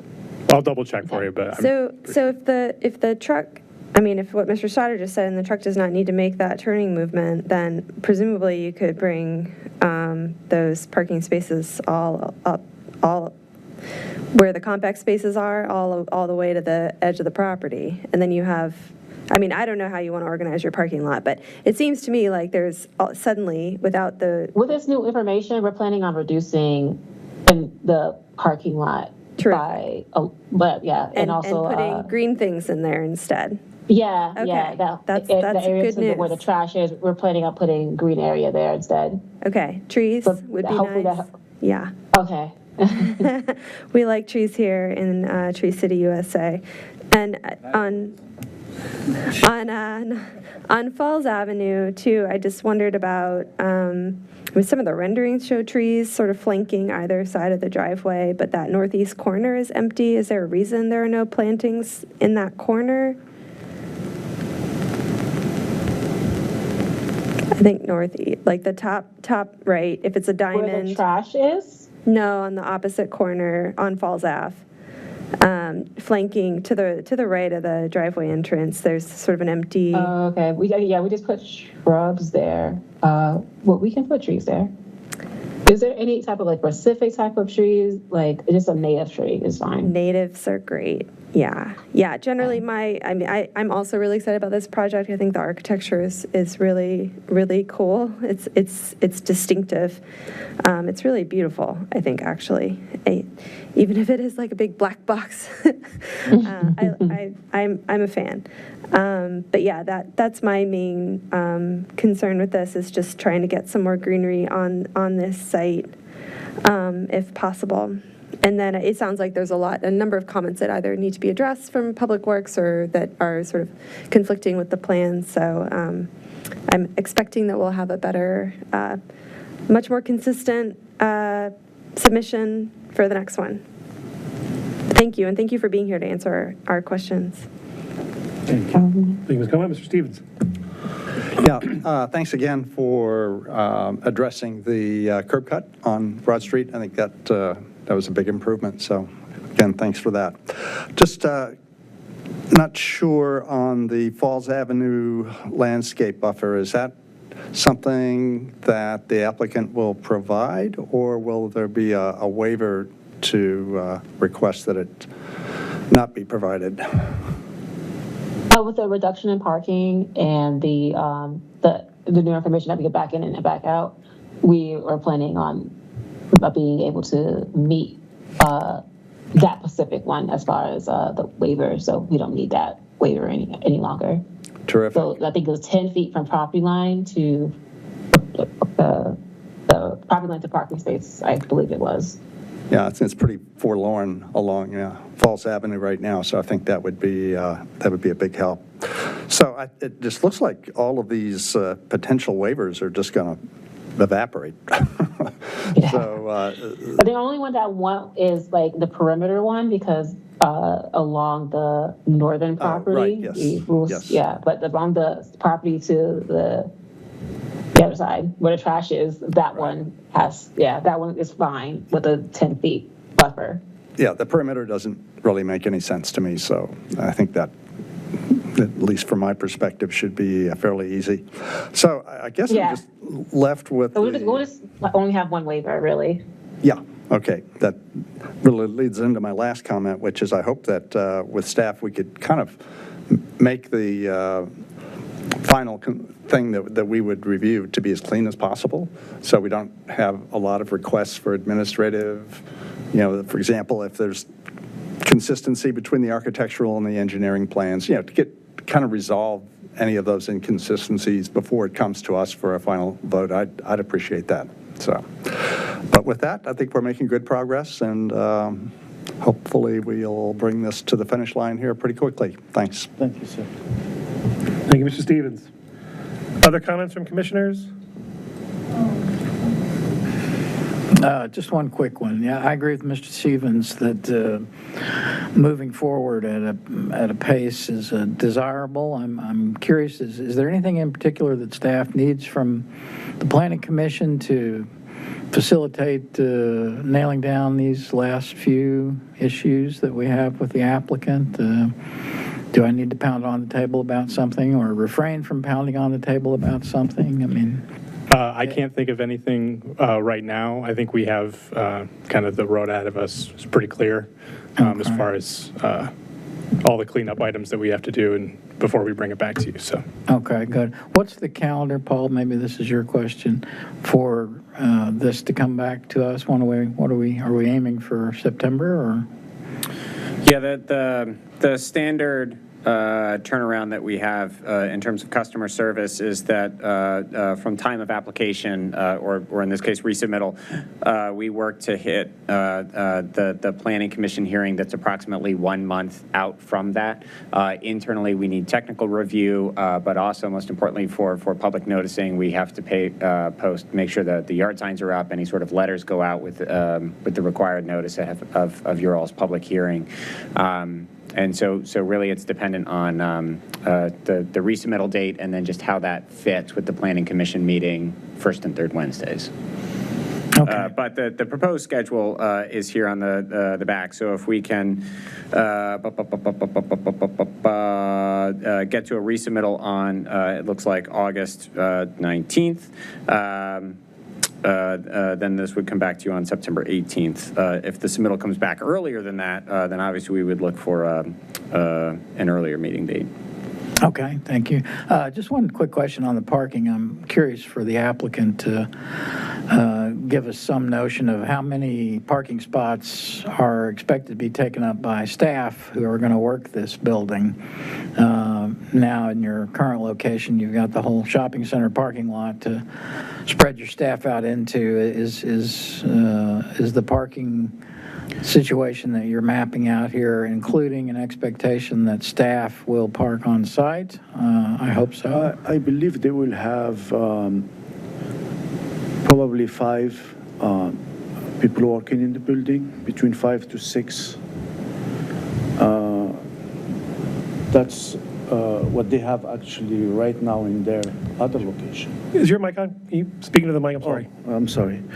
Yeah, in the current location, they have 5 people working in there. I guess in this location, they will have probably the same. Okay, so help me out here. The number of parking spots that you've plotted would include 5 or 6 for staff, and how many customers at any one time? Maybe 2 or 3, or? Well, they don't receive a lot of customers at the time. Mm-hmm. I mean, they only allow 2 or 3 to come, Right. and that's how they are working right now. And I guess they will keep doing the same in the new location. Yeah, that would be my expectation too, that it wouldn't be need to be heavily parked because there's no more than 2 or 3 customers at most in the building at any one time. I just would like to see all the parking for the business, staff, and customers contained on the site itself rather than spilling over into Falls Avenue because of reasons, just because that seems like an opportunity that we could accommodate here with this plan you've got. I mean, I was a customer of the old bank very frequently, and, the parking lot was tight. There was no getting around it. So I would always in favor of more greenery, but, I'm also in favor of adequately parking businesses when we have an opportunity to sort of push the reset button, and this is such an opportunity. So that would be my only That'd be my only thought as you get deeper into the parking question from my perspective. Okay, thanks. Thank you, Mr. Duncan. Any other comments from commissioners? Any other questions? Well, I think you're hearing a lot of support for the design, for the project. Appreciate Mr. Stotter's comments on the customer service aspect from city staff side. You've also heard, I think, we really want to make sure that we're seeing the most consistent materials. A bunch of commissioners talked about that. Make it easy for us to move this thing along. There's an awful lot to like here. I agree with everybody. This is going to be a really good project for the city. Let's just make sure that everything is consistent and complete as possible next time we see it. So, anything else from anyone? All right. Thank you very much. See you next time. Thank you all. Thanks. See you next time. Thank you, guys. Bye. Oh, thank you, Ms. Sarah. All right, let's move on to item 7B, the Lee Park Townhouse Site Plan. Mr. Stock? Thank you, Mr. Prentice, and Chair Prentice and members of the commission. The next item before you is, oh boy. All right, it's your first work session on this item. It's double titled. There are two applications. One is a site plan, one is a subdivision. So it's site plan application Munis number 2024-0416 by Peruz Khan Malik and Farina's Amarcel, Park 609, and Spinazar LLC, North Lee 120, applicant for redevelopment of approximately 0.69 acres, 29,849 square feet of land located at 609 Park Avenue, RPC 51130022, and 120 North Lee Street, RPC 51130018 of the Falls Church real property record, Zone T1, Transitional District, for construction of 20 new townhomes known as Lee Park Townhomes, and then the related application, subdivision application Munis number 2024-0416 by Peruz Khan Malik and Farina's Amarcel, Park 609, and Espinazar LLC, North Lee 120, applicant to consolidate two existing parcels located at 609 Park Avenue, RPC 51130022, and 120 North Lee Street, RPC 51130018, and re-subdivide into one common parcel and 20 fee simple lots for construction of 20 new townhomes, Zone T1 Transitional District. As I mentioned, this is your introductory work session on this application. This is the city's second application under the new T zones, but as was commented on earlier tonight, of course, each application gets reviewed and considered on its own merits. You can see in the staff recommendation beginning on line 16, there's several key items numbered 1 through 5 that staff has identified, and as usual, the full set of technical comments are also attached, as well as there was a reference to public comments that had been received or submitted to the Planning Commission earlier. Those are also included in the attachments. You can see by way of timing section, in the timing section on line 308, the application was received on May 24th. It's now before you tonight on July 17th. And then staff would expect a resubmittal of the application on or about July 31st to respond to, of course, the staff comments, public comments, and comments from boards and commissions. But with that, by way of introduction, I'll turn it over to our case planner on this, Mr. Henry Zhang. Thank you, Mr. Stoddard. Good evening, Mr. Chairman, members of the Planning Commission. For the record, my name is Henry Zhang, Principal Planner with the Planning Department. Before I started, I need to make it very clear. This is not the phase 2 of the old park. This is a new case, and by right, case, site plan, and the subdivision just happened to be by the same developer. So it's not second phase, and this one has been reviewed on its own merit. So there's no confusion at all for that. Now let's go to the staff report. Line 6, basically Planning Commission is requested to hold a work session on two related applications. In this case, a site plan and subdivision, which include the consolidation and re-subdivision for the proposed Lee Park Townhome located at the southeast corner of Park Avenue and North Lee Street. An application by Madison Homes. Madison Homes proposed to demolish the two existing structure on the side and construct 20 new townhomes. Let's go to the site first on line 112. This site basically consists of the two parcels. Basically, it's kind of designated as mixed use by the future land use map. Specifically, this site is bounded by both sides by right-of-ways of Park Avenue and North Lee Street. On the southeast side of this site, there is a existing general commercial office building, also in the T1 district. And on the southwest side of this subject site is an existing 5-story vertical mixed-use building, which known as Broadway. And then basically across the Lee Street, there is an existing general commercial building, also in the T1 zone. It's a transitional district, excuse me. Further across the Parks Avenue, basically are two existing single-family detached homes in the R1B medium density residential district. Now let's go back to the line 101, this proposal. Basically, it's 20 new townhomes. There are 3 types of model proposed in this site plan. The largest one is the unit with 20 feet of the front width, and they have a net floor areas range from 1745 to 1771 square feet. And then there are 6 of them fronting on the Park Avenue. And then this larger townhome has a two-car garage. The other 2 type of units are basically the one with 14 feet of the front width, which has a square footage range from 1,000 to 1,248 square feet. And then the 16 ones, which is the last model, has a net floor areas range from 1,512 to 1,522 square feet.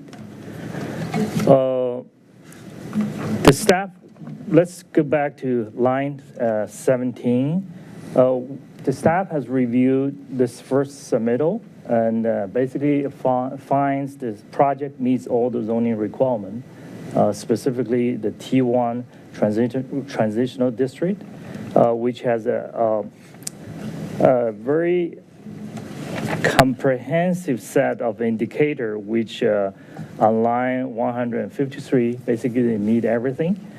This site plan doesn't requested any relief from those requirements. Both the site plan and subdivision plat generally address all the applicable city code requirements for site plan and subdivision, and also meet in generally with all those governing design standards and design guidelines. However, we noticed there are some key issues need the Planning Commission's review and consider. Basically started on line 30. Number 1, it's basically under the site civil and landscaping. Staff has requested additional information regarding the design between this proposed townhome and mixed-use building, Broadway building.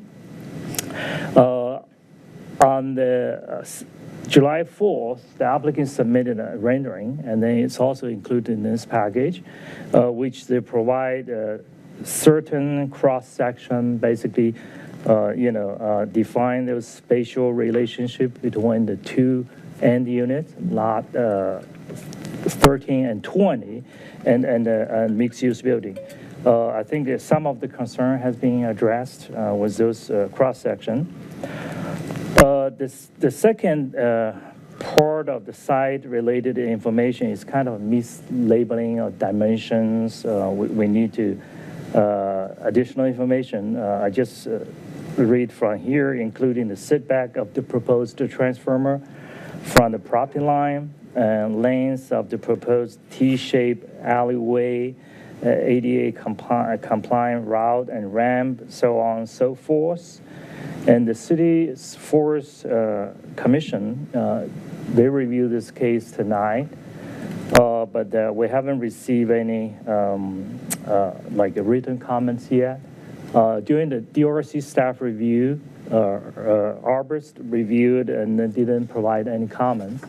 But we do have, at least identifying a couple of issues here, include insufficient distance between the shade tree, because larger shade tree need, a minimum planting space between them in order to survive. I think in this case, the planting very close, like 20 feet, should be at a minimum 25 to 30 feet apart for those larger trees like, sycamore and like red maples. When they grow up, they are very big. And then the others, we also notify there's a bunch of the trees, 3 trees specifically, on the south east corner of the side between those townhouses and the mixed-use building.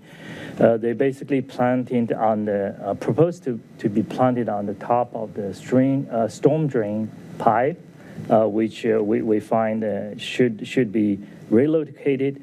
And then those issues may indirectly impact on the calculation of the site impervious areas and the overall tree canopy coverage.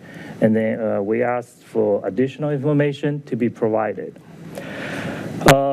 Issue number 2 is related to stormwater, sanitary sewer, and site grading, and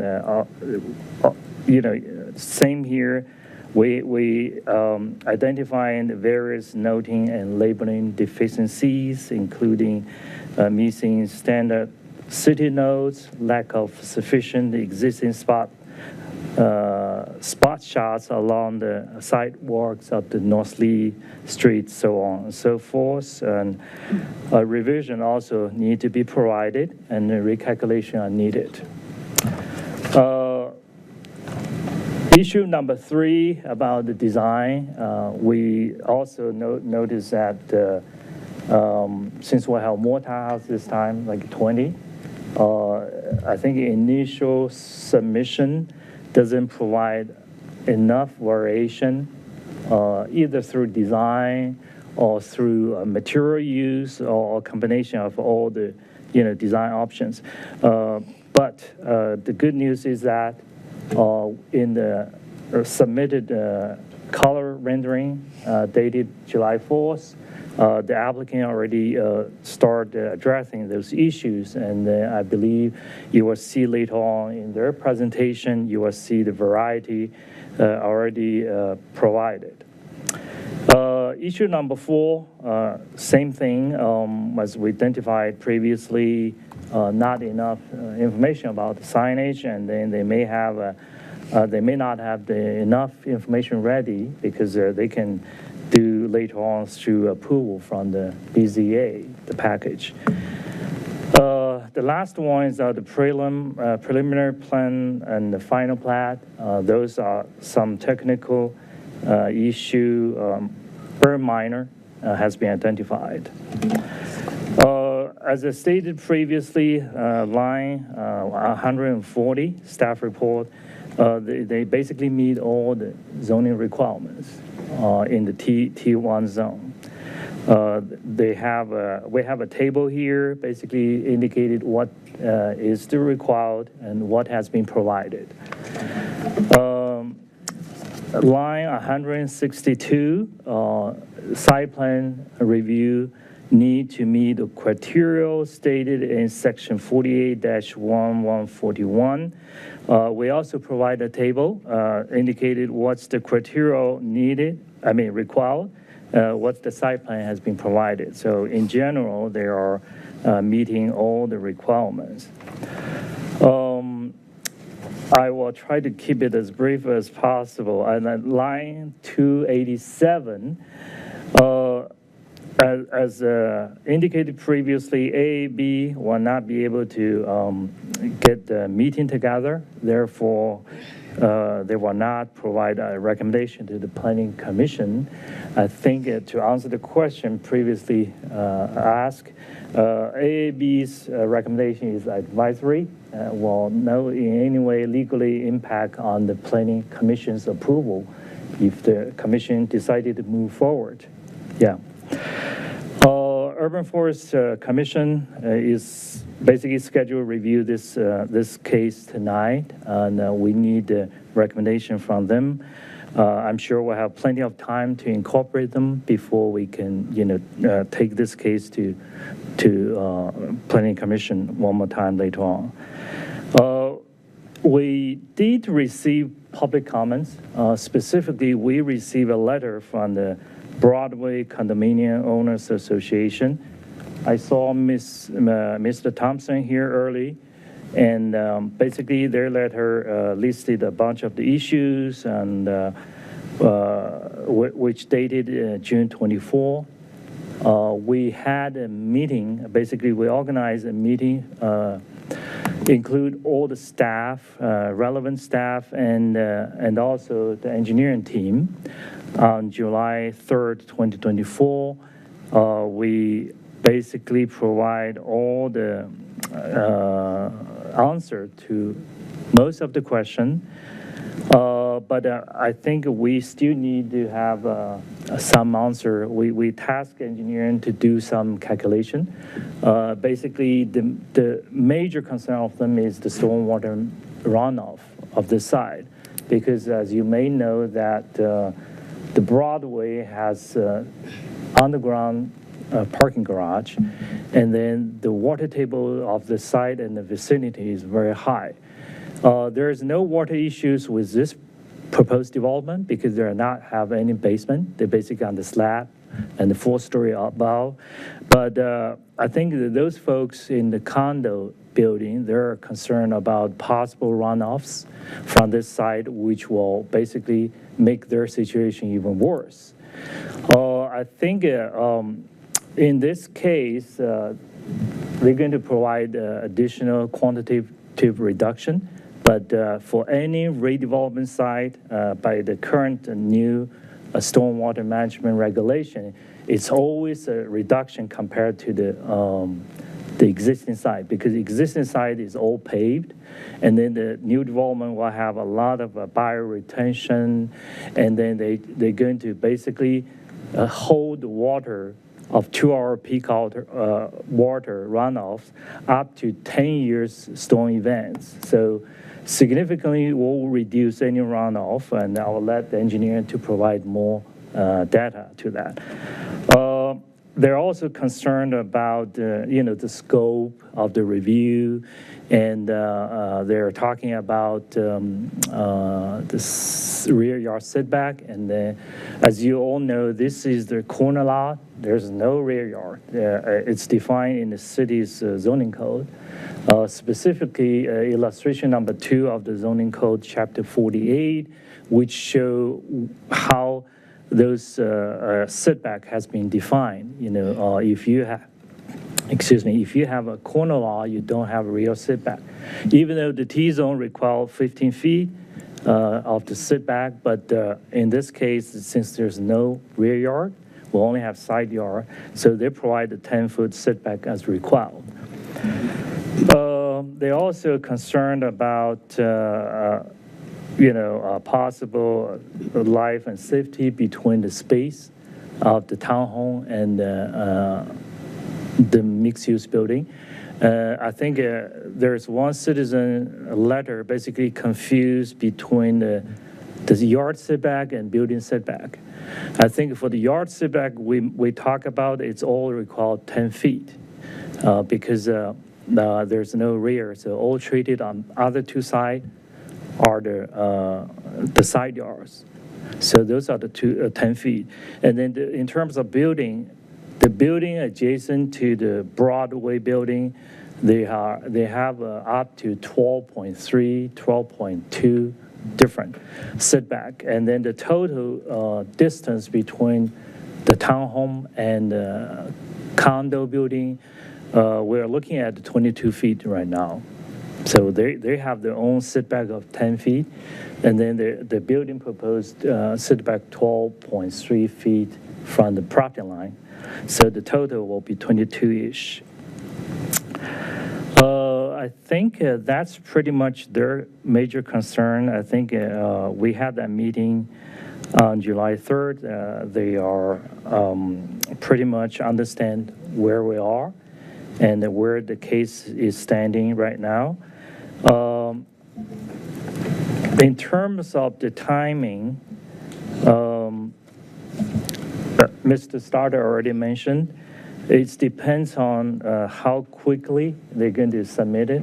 I think right now, on the started line 313, we are expecting a submission 2.0 on July 31st.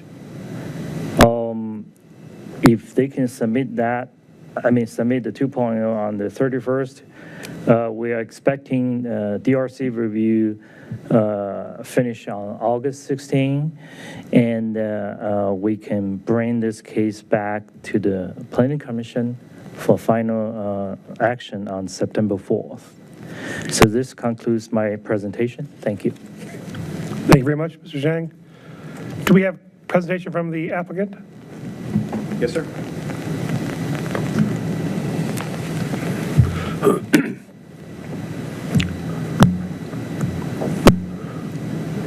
Thank you. Good evening, Mr. Chairman, members of the Planning Commission. My name is Andrew Rosenberger. I'm with Madison Homes. I'm joined here by Russ Rosenberger and Mark Westmoreland, also from Madison Homes. From Walter Phillips, our project engineer, landscape architect, we have Karen White and Lisa Boral, and from Devereaux and Associates, who's the project architect, we have Rodney Williams. I believe online, from an undisclosed location, we have the property owner as well, Peruz Khan Malik. I'm very happy to be here tonight to present the Lee Park Townhomes. This is the second site plan application, as was referenced earlier, in the T1 zone. I'd like to thank Henry for his presentation and thank Henry and staff for the work that they have put into this project to date and will continue to do. I'd also like to thank the citizens who have submitted comments and were speaking here earlier. We do appreciate their input. All right. So to give you an overview of the project, that's the site plan on the right. Just for quick reference, Park Avenue is at the top, which is called the north. North Lee Street is on the left. So the project is 20 townhomes, as was said, in 3 buildings. It's a resulting density of 29.2 units per acre. And repeating what Henry said a little bit, there is a diversity of product type here. They're all townhomes, but they are different unit sizes. So we have 6 20-foot wide units, all of which are along Park Avenue. These will have 2-car garage parking, and it's our intention that they will also have elevators as well. There will then be 8 16-foot wide units and 6 14-foot wide units. So the average net unit size ranges from 1,000 square feet to just under 1,800 square feet, and the average, as shown on here, is just under 1,500 square feet, which is the cap. There is a 10-foot step back required along Park Avenue, specifically along Park Avenue, and facing the Broadway, which is at the bottom of the page. That's at the 4th level, so step back at the top, above 40 feet. You'll see in some of our slides later, we're actually providing that along all of our frontage. From a parking standpoint, we are exceeding the parking requirement of 1.0. We're providing 1.3 parking spaces per unit, since the 6 units along Park Avenue will have 2-car garages. From a street parking standpoint, we'll actually be increasing the number of parking spaces provided on the streets on the frontage here, both on Park and on Lee. There'll be a total net increase of 2 parking spaces on the street. That's just as a result of reducing the number of curb cuts versus what's there today. We are meeting all of our setback and height requirements, and this is a by right site plan application, and we are not seeking any variances or waivers. I'm I'm sure you're somewhat familiar with the site, but these photos show the existing conditions. Photo 1 in the upper left is standing at the intersection of Park Avenue and North Lee Street, looking essentially to the south or southeast. You can see the two buildings on the site. One's somewhat obscured by the trees on the left there, and the other commercial property, which fronts really onto Park Avenue. Photo number 2 is at the back corner of the property, looking into the courtyard of the Broadway in the background. Photo number 3 in the bottom right is from North Lee Street. The building on the left there is on the subject property, and the building on the right is the Broadway condominium. Photo number 4 in the bottom left is along Park Avenue, essentially looking down the eastern property line. It's not exact, but that tree is more or less on the property line. So to the left is a 2-story office building, which is located at 605 Park Avenue, and to the right is the subject property along Park Avenue. So we prepared several renderings that we think really capture the project and what we're proposing here. I do want to make a disclaimer that we believe these are accurate, but to the extent that there's any details that are inconsistent with the site plan application, the more technical drawings in the site plan application will govern. But this, as you can see from the key in the bottom right, is looking from the intersection of Park and Lee, looking more toward the south. So that's units 1 through 6 in the foreground, and then going toward the right, that's units 7 through 13 along North Lee Street, and in the distance is the Broadway condominium. I will have our architect explain the design vision in just a moment, but I do want to highlight a couple of things, particularly on this slide.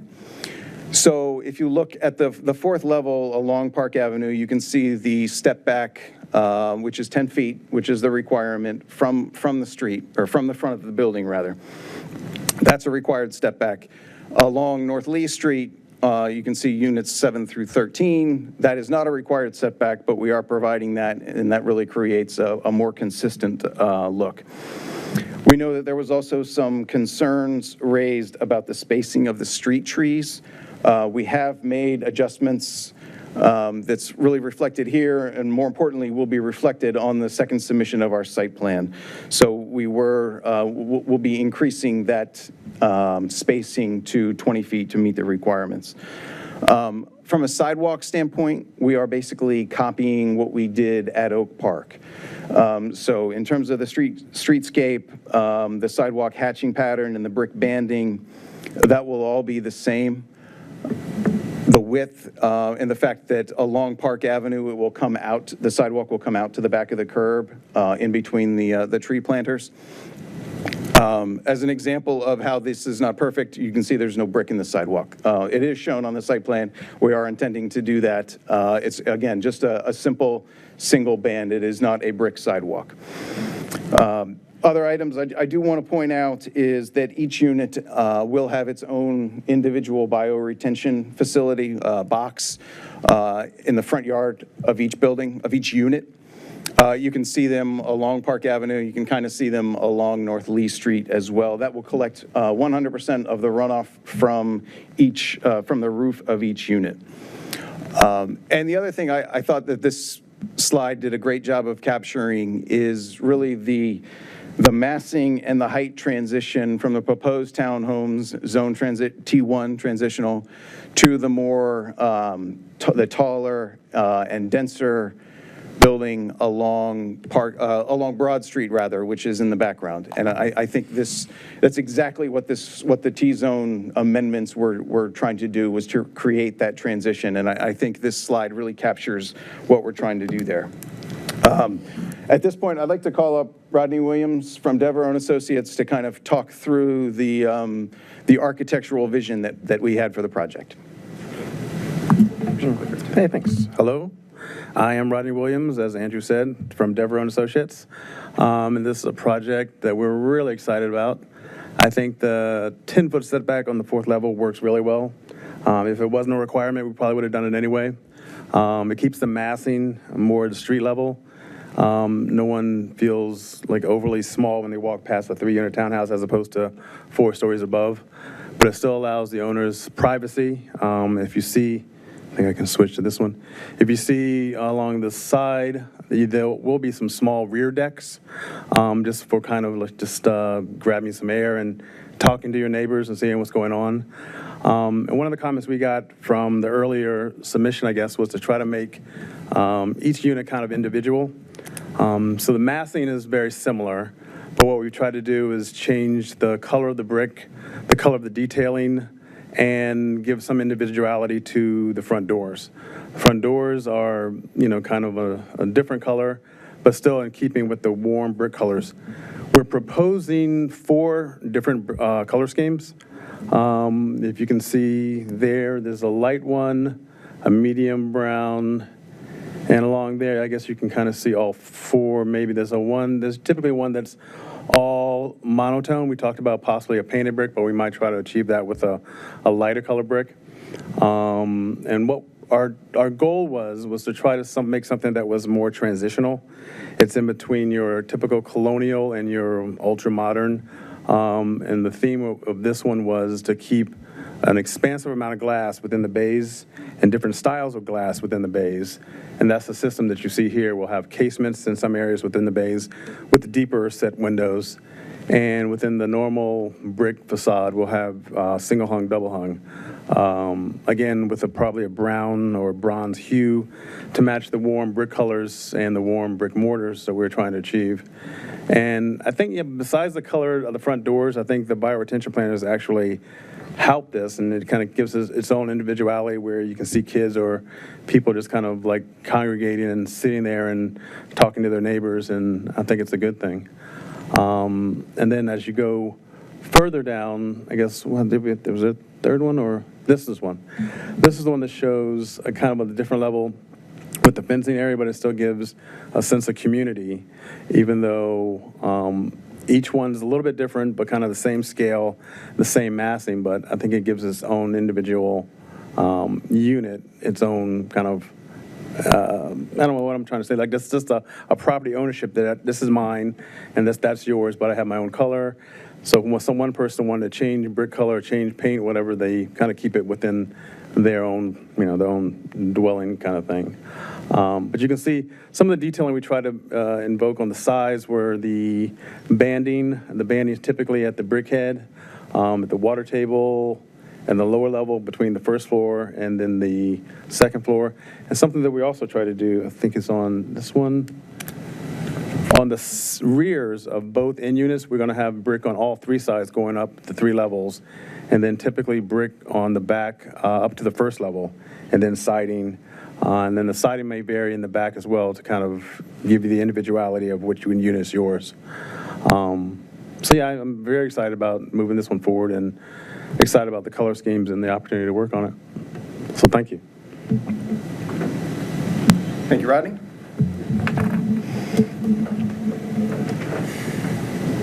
So I'm going to go over some other items on these perspectives as well. So just to orient you, this is looking at through from North Lee Street, looking into the top of the alley. You can see the 2-car garages and the decks on the buildings on the left, which is units 1 through 6.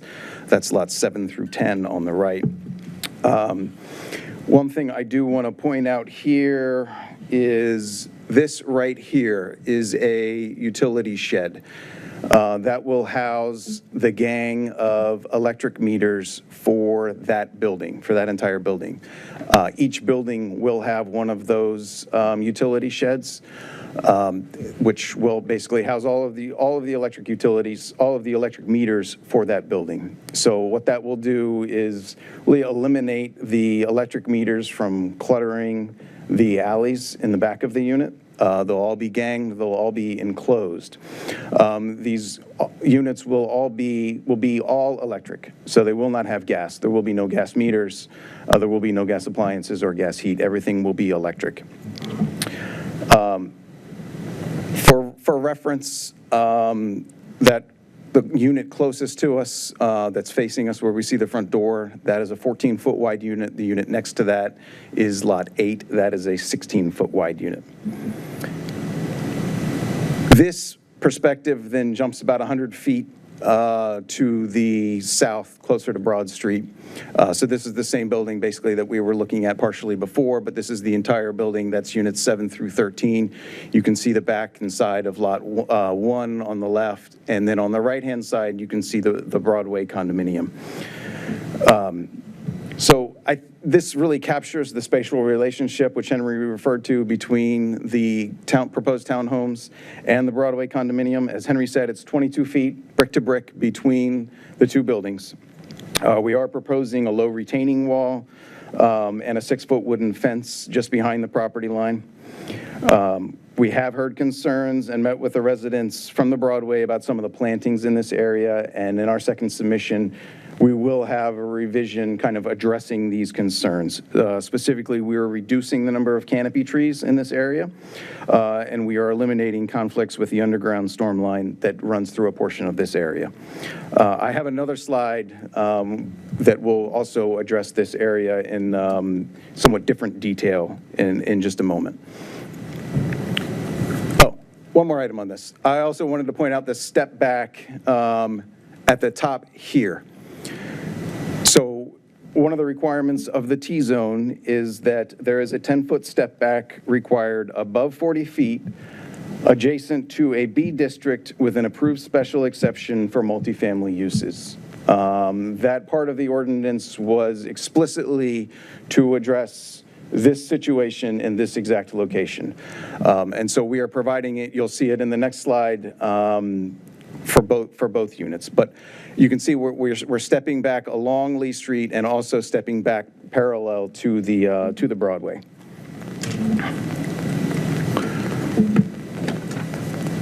So this is the third building. I'll refer to it as the Muse building. This is from a raised vantage point. So that's lot 20 on the left. Lot 14 is the building, lot 20 through 14. That's the back of lot 13 on the left. And just to the left off the picture would be the Broadway condominium. You can see, again, the step back at the fourth level for both here, lot 20, and in the background, which is lot 13. That's the 10-foot step back that's required along adjacent to the Broadway. This does reflect one change that is not in the current site plan application, but will be incorporated into the next submission, and that is that we actually increased the width of this courtyard area by about 2 feet, which may not sound like a lot, but it actually goes a long way. We were able to actually reduce the depth of these units on these two back buildings, and we were able to add that area to this Muse. So that really gives us the opportunity to provide additional landscaping and better landscaping along the property line, which will be just inside the fence, as well to create a more attractive Muse. We then created several sections, which you may have seen. So we just wanted to highlight some specific areas on the site which required some additional attention and explanation, and some additional graphics so that everyone can understand exactly what's going on. So this first section shows the relationship between the Broadway condominium on the right and, as you see, lot 13 on the left, just on the other side of the gap. You can see on the right-hand side, there's a key kind of with the red arrows showing exactly where this is looking at the site. But this is accurately representing both the height and the space between the buildings. So as I said, it's 22 feet brick to brick. We have a 12-foot, 12.3 to get very specific, from our unit to the property line. The Broadway is 10 feet from their building to the property line, so 22 feet in total. We're also proposing a low retaining wall just inside the property line with a 6-foot board-on-board fence. And then parallel to North Lee Street, you can see there is a metal railing, 4-foot metal railing with a gate that is really to provide openness, visual openness from the street, but to also somewhat restrict the access through there so that not everyone is traveling through there. And again, I'm going to point out again the step back on the 4th level. So the step back is required above 40 feet. The height of the building here, as measured from the grade, is approximately 35 feet. From the grade to the cornice line right here is approximately 35 feet. So we're actually stepping back at a lower level than is required by the zoning ordinance. This next section has, from the previous one, you're walking forward into the site about 50 feet. So that's the back of Lot 20. You can see it on the right-hand side in the key. And looking at the key, this kind of shows the relationship to the Broadway as well. The Broadway in this instance is shaped somewhat like a U, or at least in this particular location, with 2 wings and a center private courtyard that they have right there in the middle between the 2 parts. So that they have a approximately 6-foot wall at their courtyard.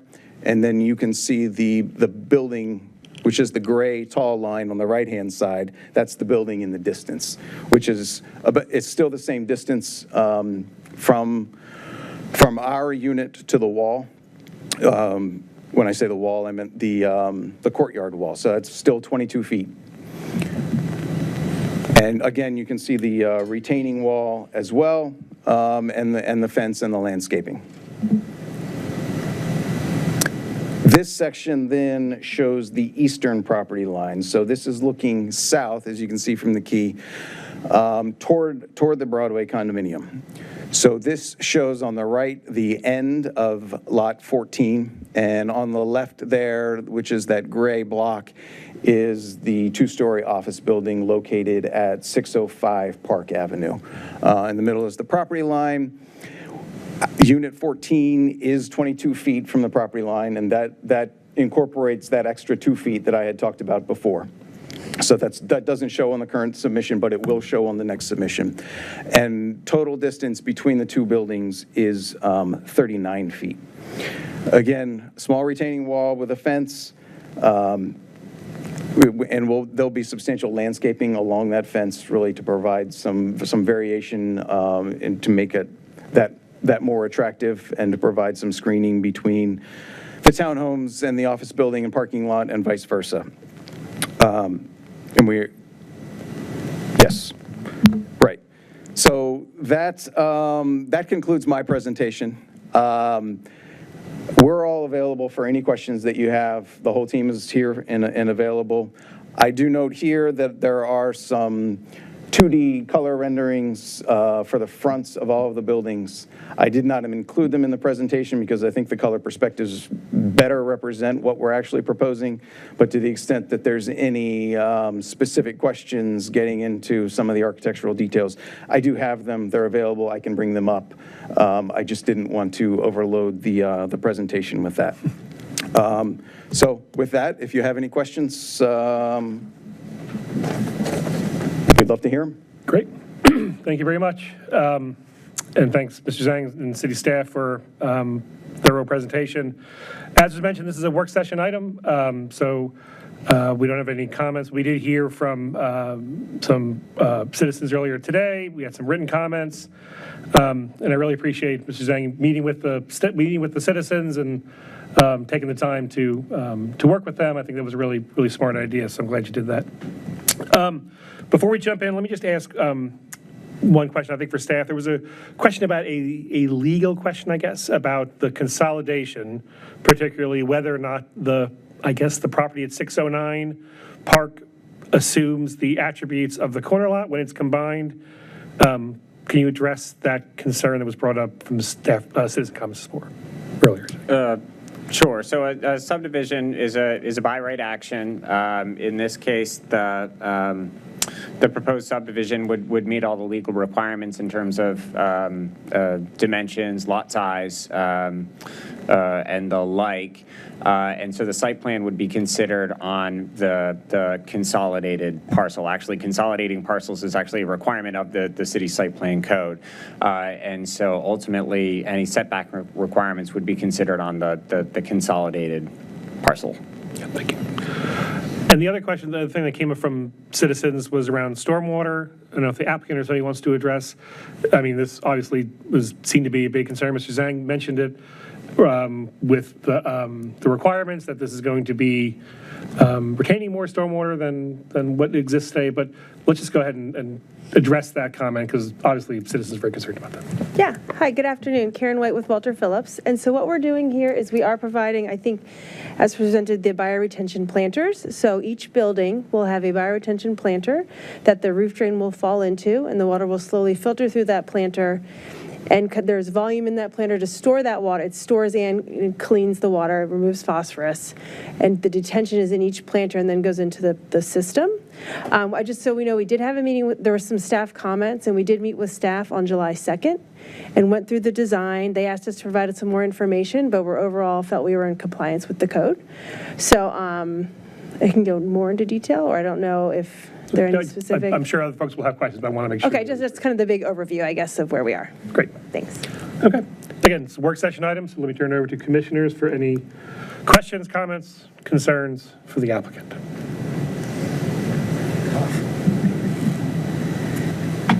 Everybody looks pretty good on this end? Huh? Want me to start? Yep. Go ahead, Mr. Krasner. We're not kind of going out of order there. We're not going down the row. But, okay, well, let's see. I mean, sorry, get on the mic here.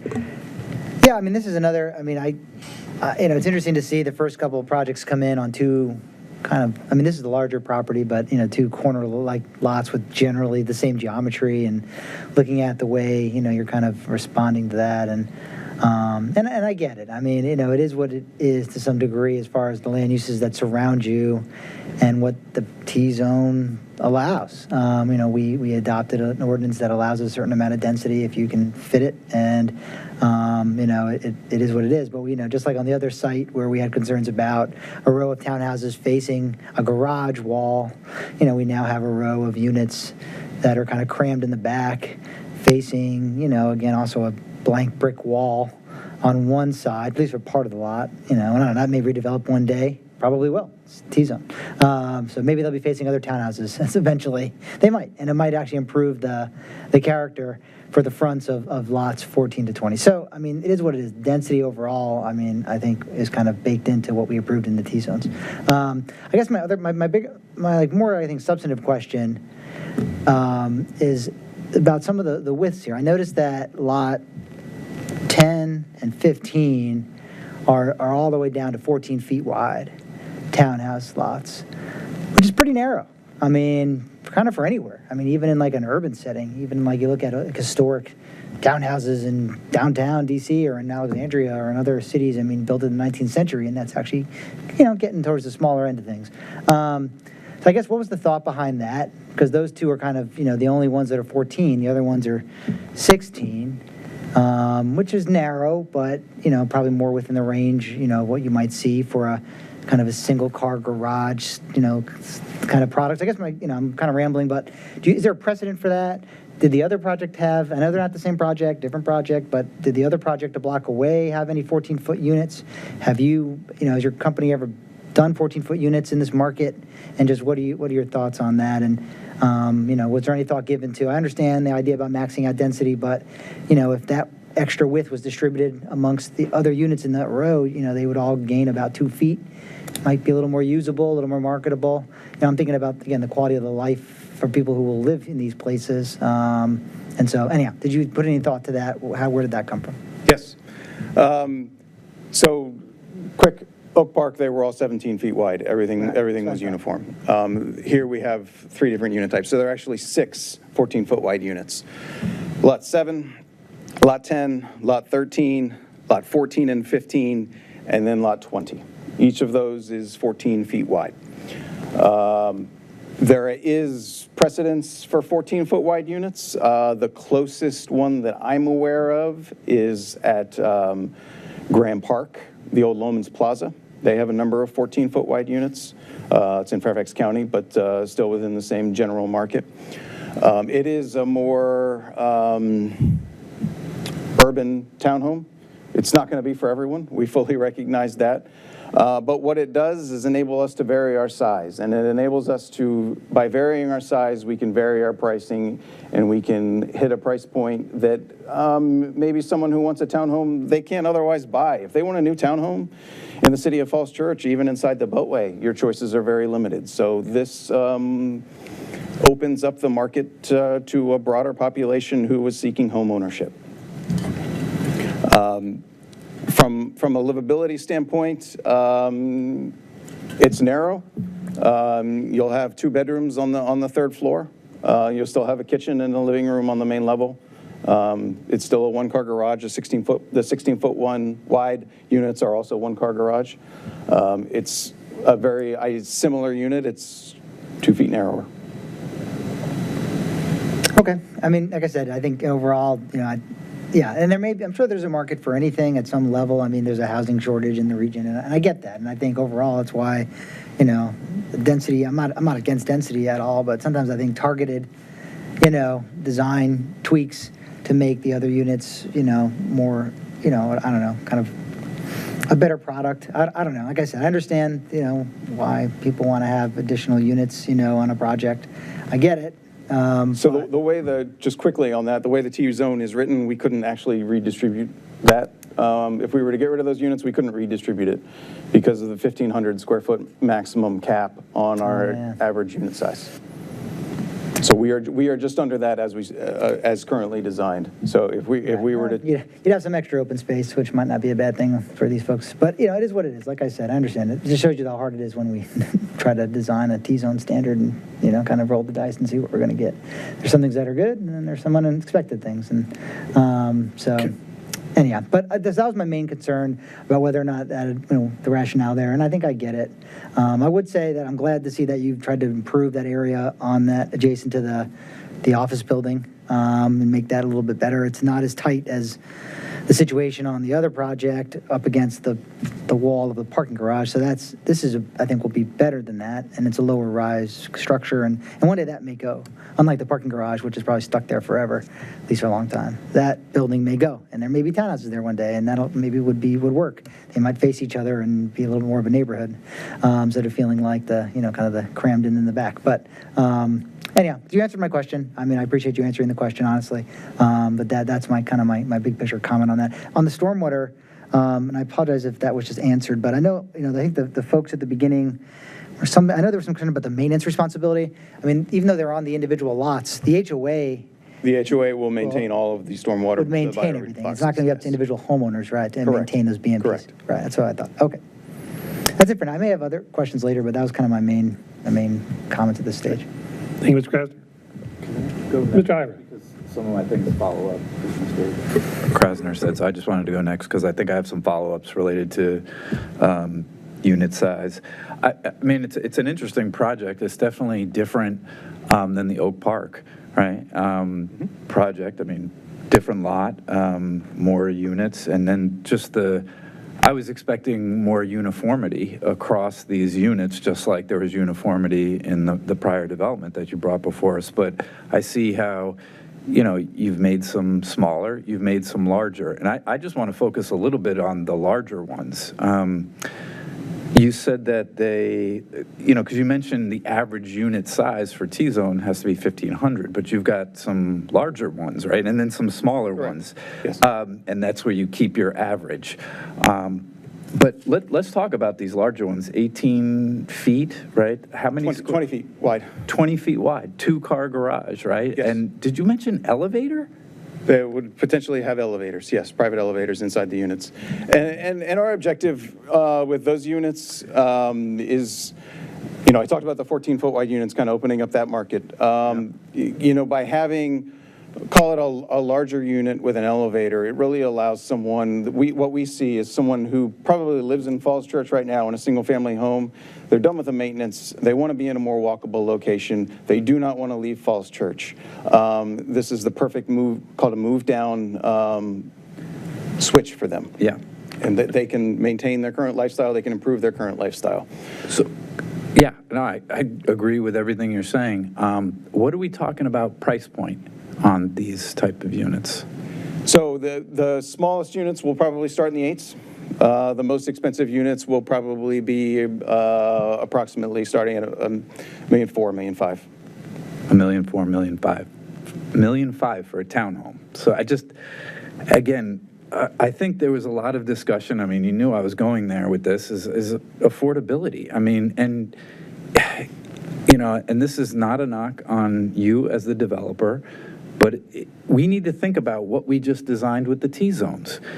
We have enabled somebody to come in and build a 1.5, probably 1.6 by the time you're done, townhome. This is not affordable housing. And it's like, oh, okay, we thought when we did this with the T-zones that we would get $800,000 townhomes. I thought that was too much, but I could tell there was an appetite for that type of a unit in this town because people were comparing 800,000 to 1.5. But now, with what we just designed, we have a 1.5 in front of us. What were we thinking?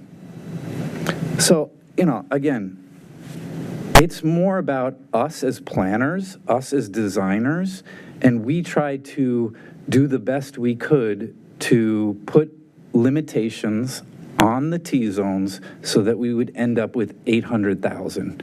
And we knew it would go up a little bit, but I don't think anyone in this room thought we would get a $1.5 million townhome in front of us for the second T-zone application. So I would suggest that we be a little more cautious and careful. I know this took us 2 years to get through the T-zone, but I don't think we did a very good job. If our goal was to keep units at a somewhat affordable price. So this is a problematic, it's problematic from our side, not from your side. You are absolutely right. There is somebody who wants to sell their single-family home and move into this 1.5 million. You have a market. You're going to sell this. They're going to go fast. I think Mr. Krasner is right. The 14, foot units, you might have a difficult time. But let's understand the 14 units are there, foot units, in part so that there's the availability to do the $1.5 million. Because you could redistribute this. This whole thing could be redistributed to keep your average of 1,500 square feet, but you're not going to get a 1.5. So you made a calculation to, make some smaller ones, but definitely have room for the bigger ones, fit it within the average, and get a big price point. So I don't know if we thought about that. I don't think we did. And we're getting what we get. And I'm sorry to go on, but I don't mind the $1.5 million. I think it's great. I mean, the stuff that you proposed on the first Oak Street, I said I would buy it. If I get 5-10 years older and I'm still around, I'll probably sell my home and move into something like this. I think it's a great product. But there are no affordable housing requirements for you. That is also our fault.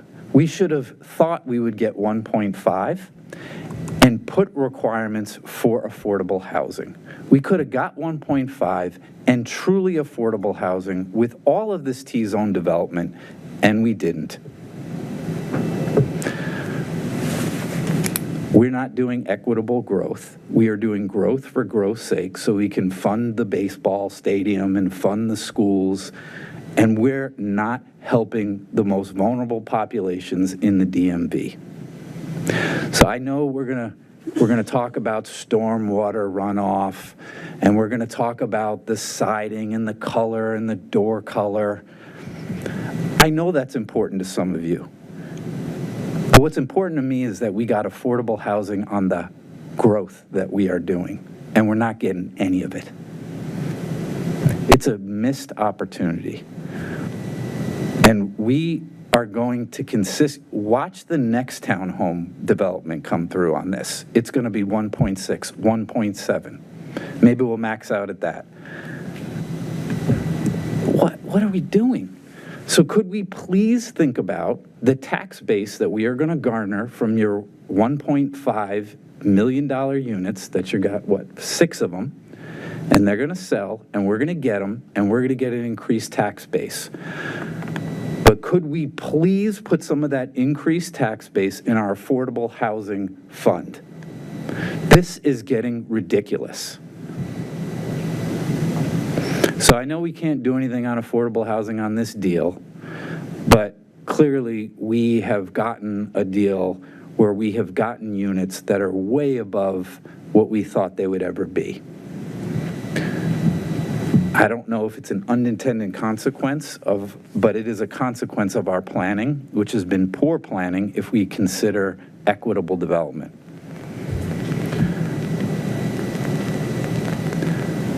I don't expect you to respond to this, but I know that people in this room have heard it. I know it's recorded, and I hope that people chew on this and think about it. And actually, I hope that the next townhome presentation that comes before us in the T-zones, that a developer will actually bring affordable housing with it.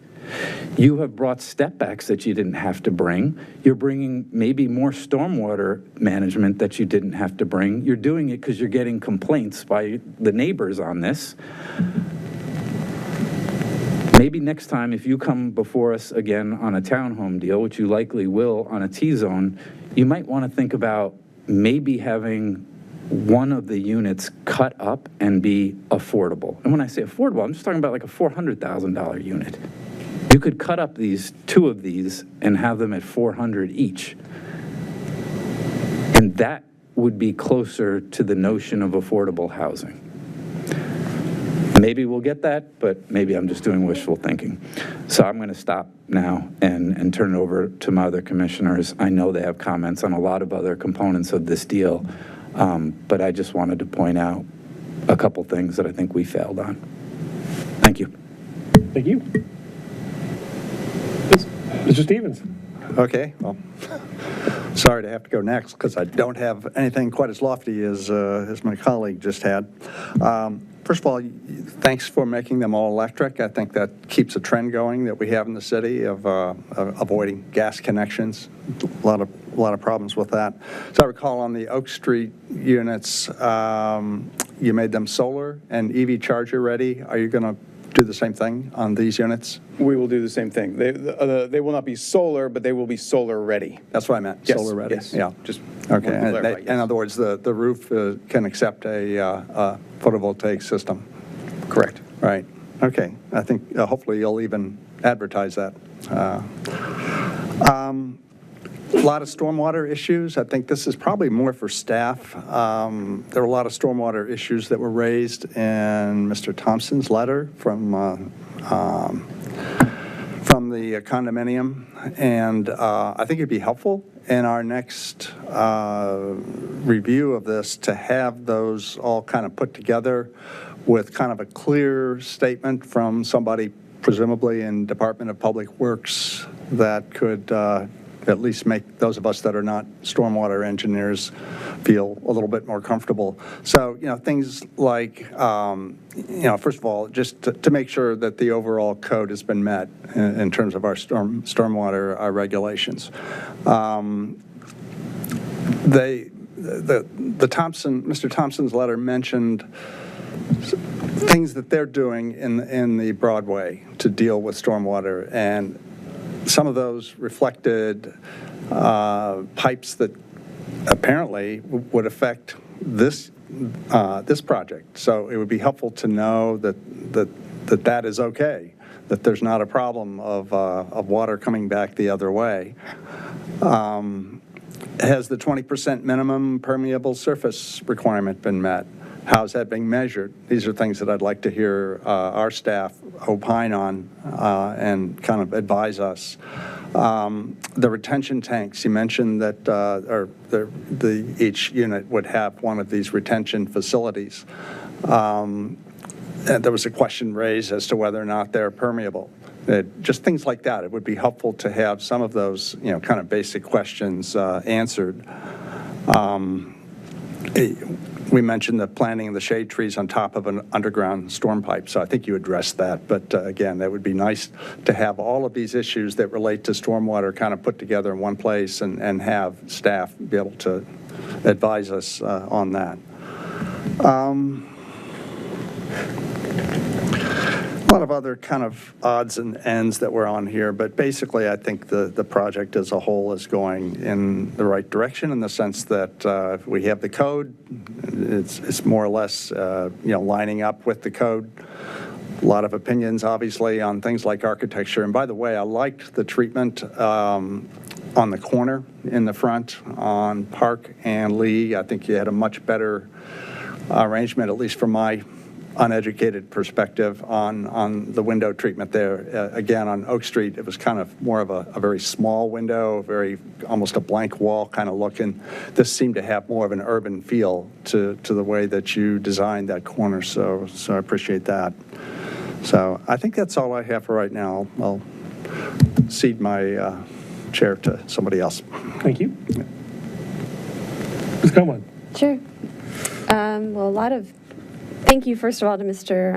Zhang and to the project team for being proactive in meeting with the Broadway residents. It sounds like it was a really productive meeting, which is definitely what we want to see. So it sounds like they identified a couple of items that are going to be resubmitted, a calculation of the pervious area and an analysis of the sort of on-site stormwater reduction pre and post-development. So I will look out for those for the next submission. I was going to ask about the maintenance of the planters by the HOA, so it sounds like that is the plan, which is great. Glad to hear that you're kind of rethinking the shade trees in this area to make sure that they can thrive. They have the space to do it. I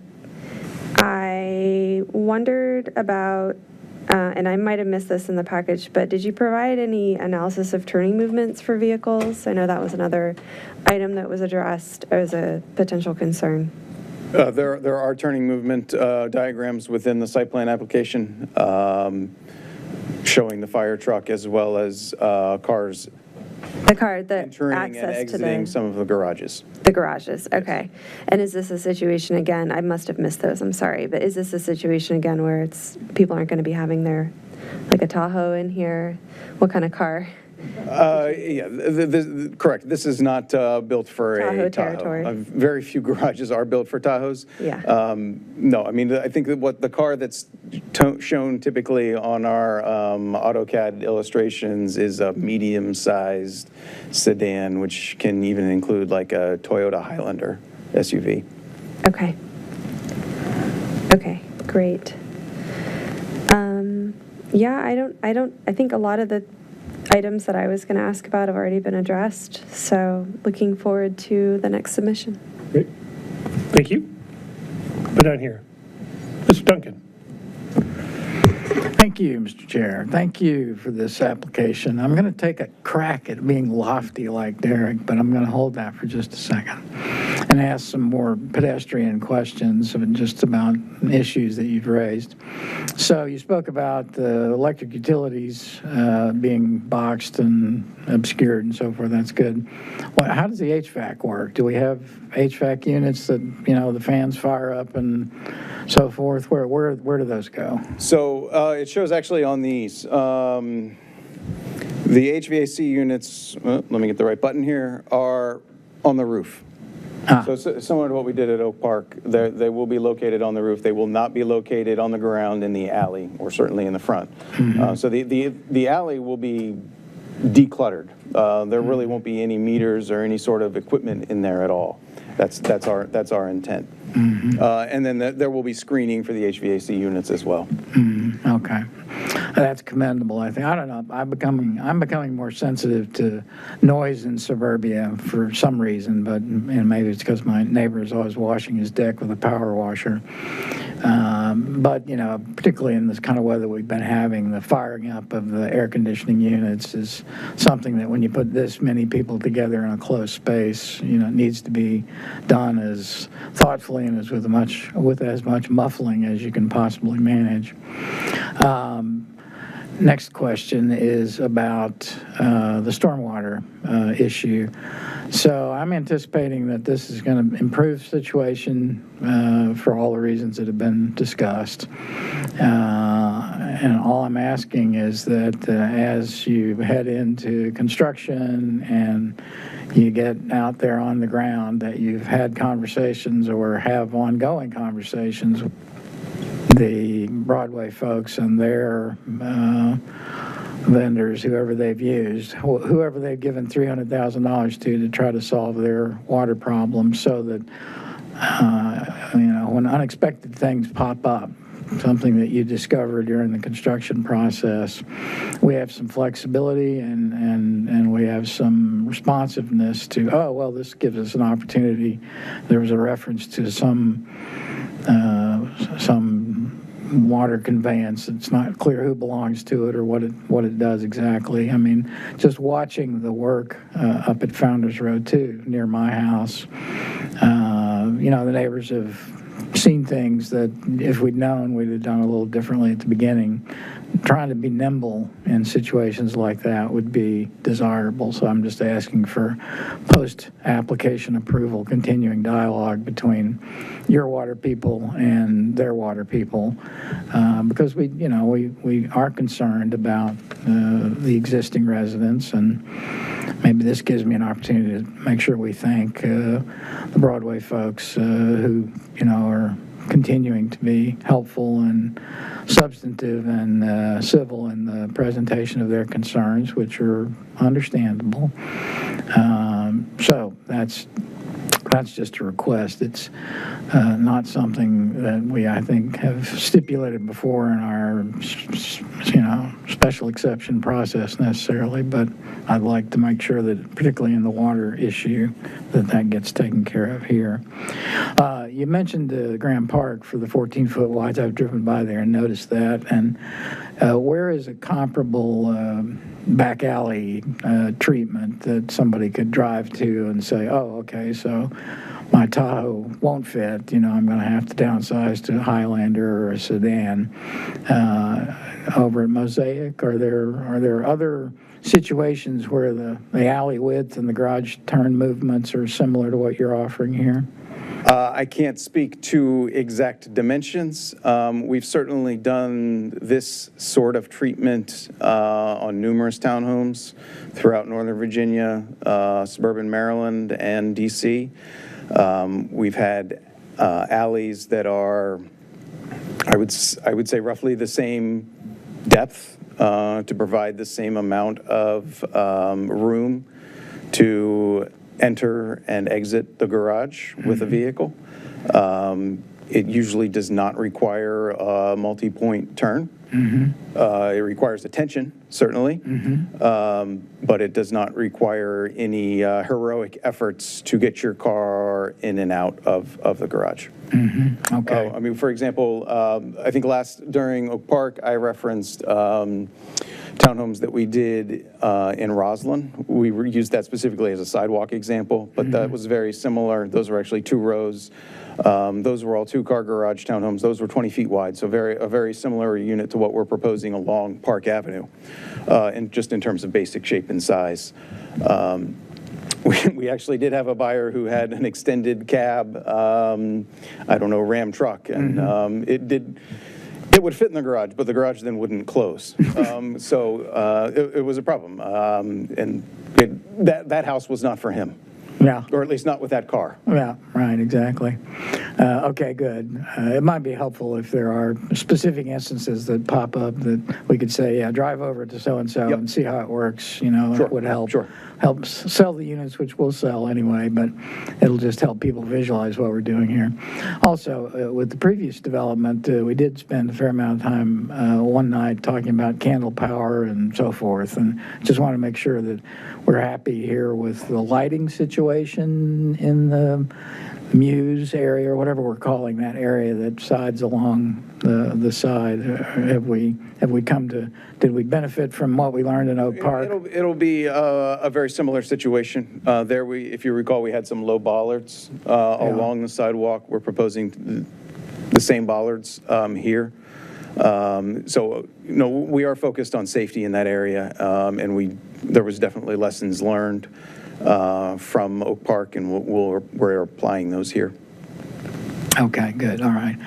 All right, well, just in brief and in closing, thank you for bringing this forward. Thank you for working with the neighbors. I know it's been a challenging process and will continue to be a challenging process, having, you know, lived with construction at the intersection of Broad and West now for several years.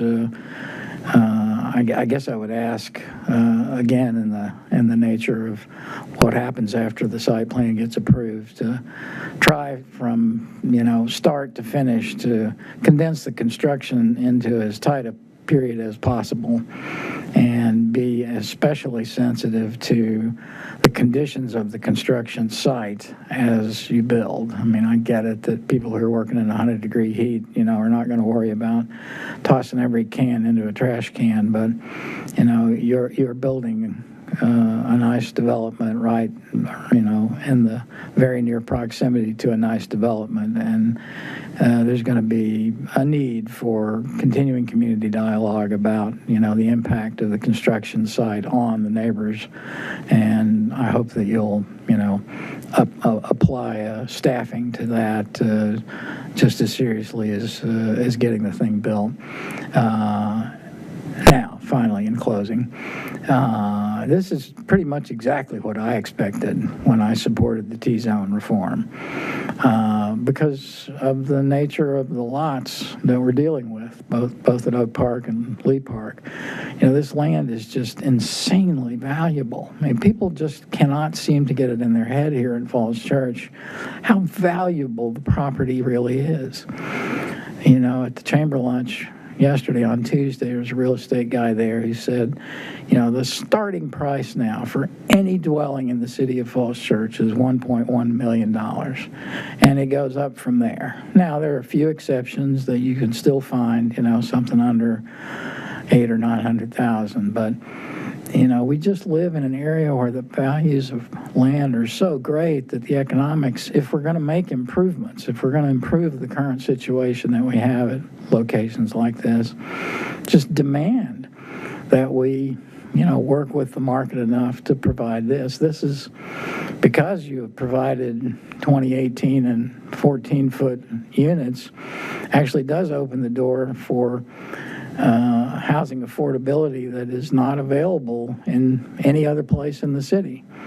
And that's good. And what's going to happen is exactly what Derek said. You know, people are going to sell their, you know, 1960 brick Rambler for $1.2 million, and they're going to, because they're older and they don't need as much space, and they're going to move into one of these $1.5 million elevator townhomes.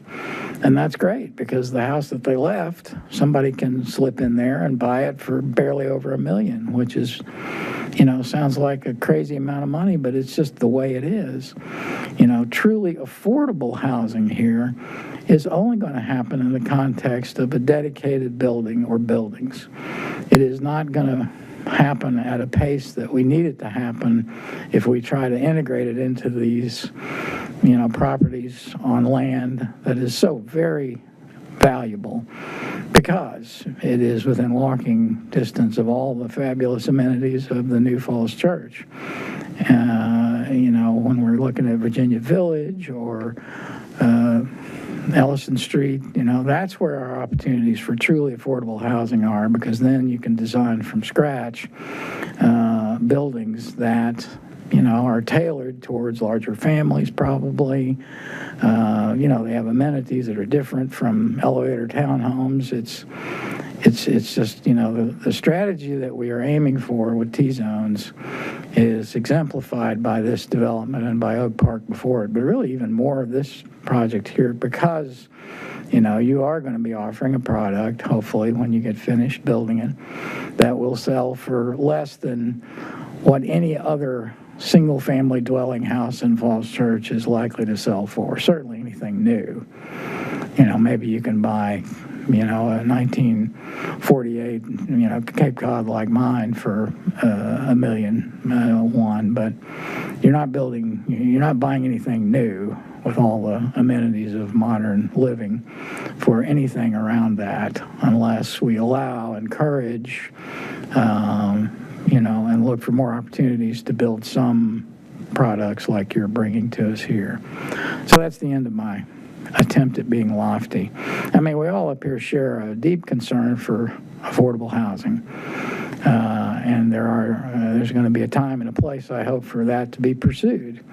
Right here, right now, tonight, this project, takes us towards a better future of more variety and newer housing at a price range. I mean, even $1.5 million is going to be seen as a real reasonable price tag for a brand new elevator townhome by the time you finish the project and open it up for sale.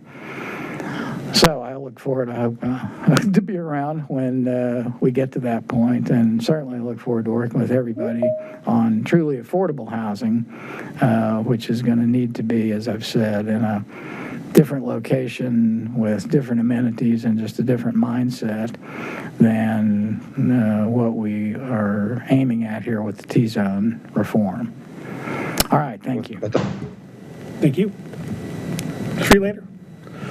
Thank you, Mr. Chair. It's really difficult to go after all of you guys. But I agree with a lot of the sentiment that has been already expressed. I really do appreciate that you've picked up a lot of the comments and the ideas that we discussed with the Oak Park and really put them into practice, at least in terms of the architectural design, to see that variation, to see the larger windows, to see the different proportions start to play out. I think it really makes this feel a lot more successful in that regard. So I really appreciate the thought process that went into it, into the design. And I do think the Muse, like, depending on what happens in the property next door, that could be a really great neighborhood if it shakes out that way.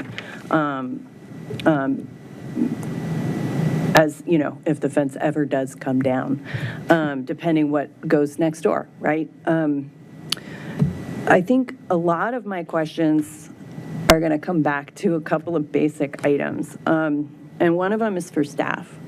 And it's a really basic question, and I should probably know the answer, but I don't, and I'm going to ask it. So all of the projects that we are reviewing are planning around a 10-year storm cycle, right? What we're seeing over the past few years is a lot more intensity of storms and a lot more frequency of those types of storms. And so I'm curious, is it a state requirement that just hasn't quite been updated, that we're only planning for a 10-year? Or is there another reason? I just don't know, and so I'm going to ask the stupid question. I don't know if you have a better answer. So obviously every project is designed to code, and then there is enabling legislation from the state level that stipulates what can and can't be considered in stormwater code. The city is also undergoing an update to its stormwater code, and one thing I might be able to do is reach back out to the stormwater team and ask them if they might just do a special briefing for the commission, because it does come up so often on applications about what are the requirements, what is the flexibility flexibility within the code? And how are these kinds of things assessed, right? We use the words like quantity and quality. What do those mean? What are the requirements for different applications? How are those things measured? I think knowing sort of what's involved and how it's done might provide a lot of clarity. Thank you. I think the short answer is actually there is state code mandates about the 2 and 10 year storm. Unless you're in an area where there's like existing flooding, sometimes you do have to detain the 100-year, but usually it's the 10-year, and that's in state code for by right development. Okay. No, I knew there was a good reason. Yeah, if you look at the Chesapeake, if you Google Chesapeake Bay Preservation Act, and you're really bored, you want to read, you want to learn about it. I don't have enough to do right now. It's true. There you go. So I guess, and then as follow-up to that, I know that there's been a lot expressed about, the neighboring property, their concerns about how they've been managing their own stormwater issues. I did have a question specific to, there was a letter from Mr. Thompson at the Broadway that mentioned that in the event that their capacity is exceeded, it will discharge into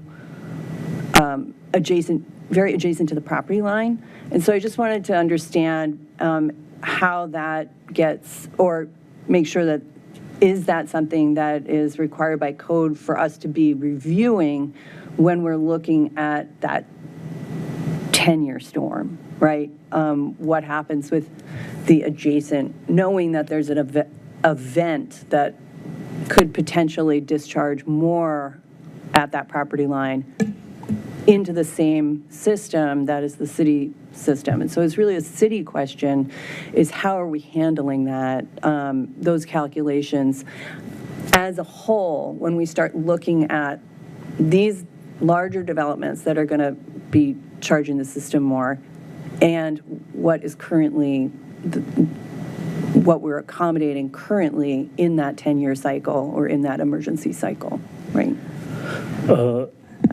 Yeah, I'll take a stab on this one. Yes, I think they raise a very legit, concern. Actually, overall, the city system has a problem.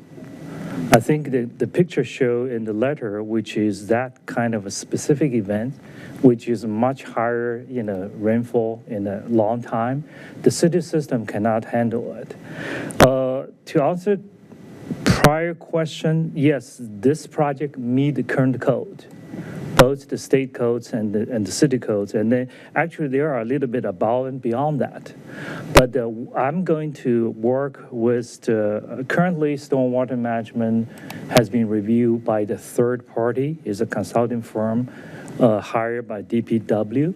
And then in the next submittal, I'm going to ask them to provide a very detailed calculation, and then just to give a overall picture of how this project will be doing, and then how the overall city system in the vicinity will be doing. But in general, we have problem, the citywide system. So. Understood. I think we've talked about that. I think this is going to start to implicate needs in our CIP that we're going to need to start really addressing as more and more of these come online. That, in addition to the sanitary infrastructure that we have, because these units have, we're going from literally 2 or 3 structures that are small, which to 20 units that have 3 to 4 bathrooms in each unit, full bathrooms in each unit, that it looks like. So I think we really need to, as a city, start really bubbling the urgency up on both the storm and the sanitary to start resolving that now before these projects come online and we say, oh, we knew we had a problem. Sure. We're going to provide answers in next submittal. That would be helpful. And overall, I think I'm excited for this project to move forward. I think it's a really great reuse of those 2 lots. And I think you've really taken to heart a lot of our comments and previous comments. So I'm looking forward to the next submission. So thank you. Thank you. And thank you to the applicant. This has been a really good conversation. I really appreciated the comments from my fellow commissioners. Big issues, stormwater, obviously, and affordability. I think we should be talking about these issues as much as we possibly can, so I'm really grateful for the conversation. We should keep talking about it as much as we can. We don't always get what we want in some of these, but we shouldn't stop. So in the interest of time, I don't have any major problems with this. This is all, I appreciate the clarity from the applicant and all the materials you presented. So unless there's anything else from anybody else on the commission, Mr. Stevens. Yeah. Is it safe to assume that the nice illustrations that you had in your presentation, that we'll get something like that in a future iteration that we have a chance to look at more carefully? It was pretty skimpy on on this go-around as far as the the illustrations. Are you referring to the basically, perspectives?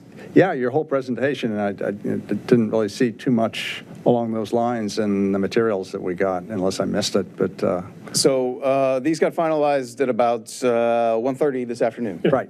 So that's what I'm just saying. You know, yes, if we could see those in the next iteration. Yes. Yes.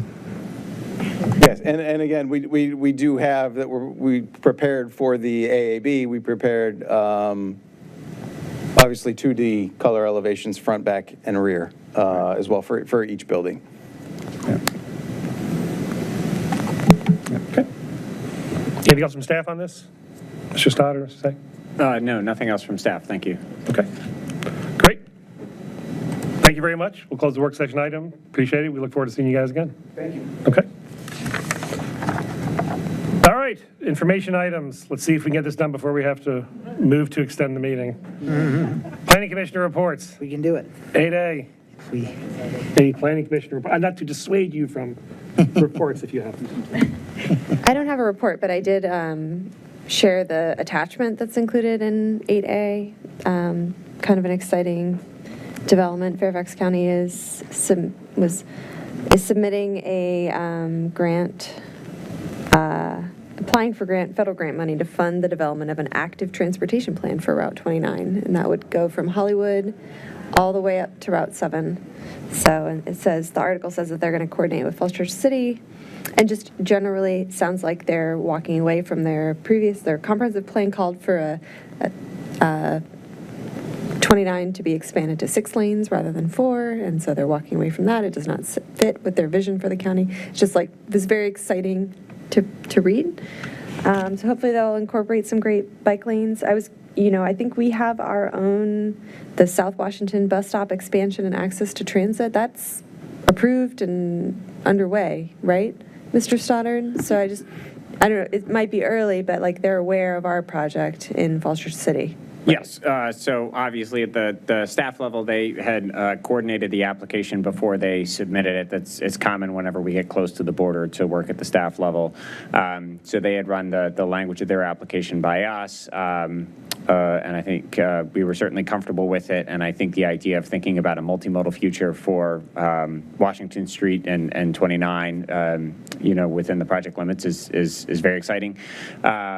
And they are aware we had partnered with them, right by way of counterexample. We had partnered with them on that grant application for bus stops and transit access. And our application actually goes onto their side of the jurisdiction line, so we had to partner with them in the submittal anyway.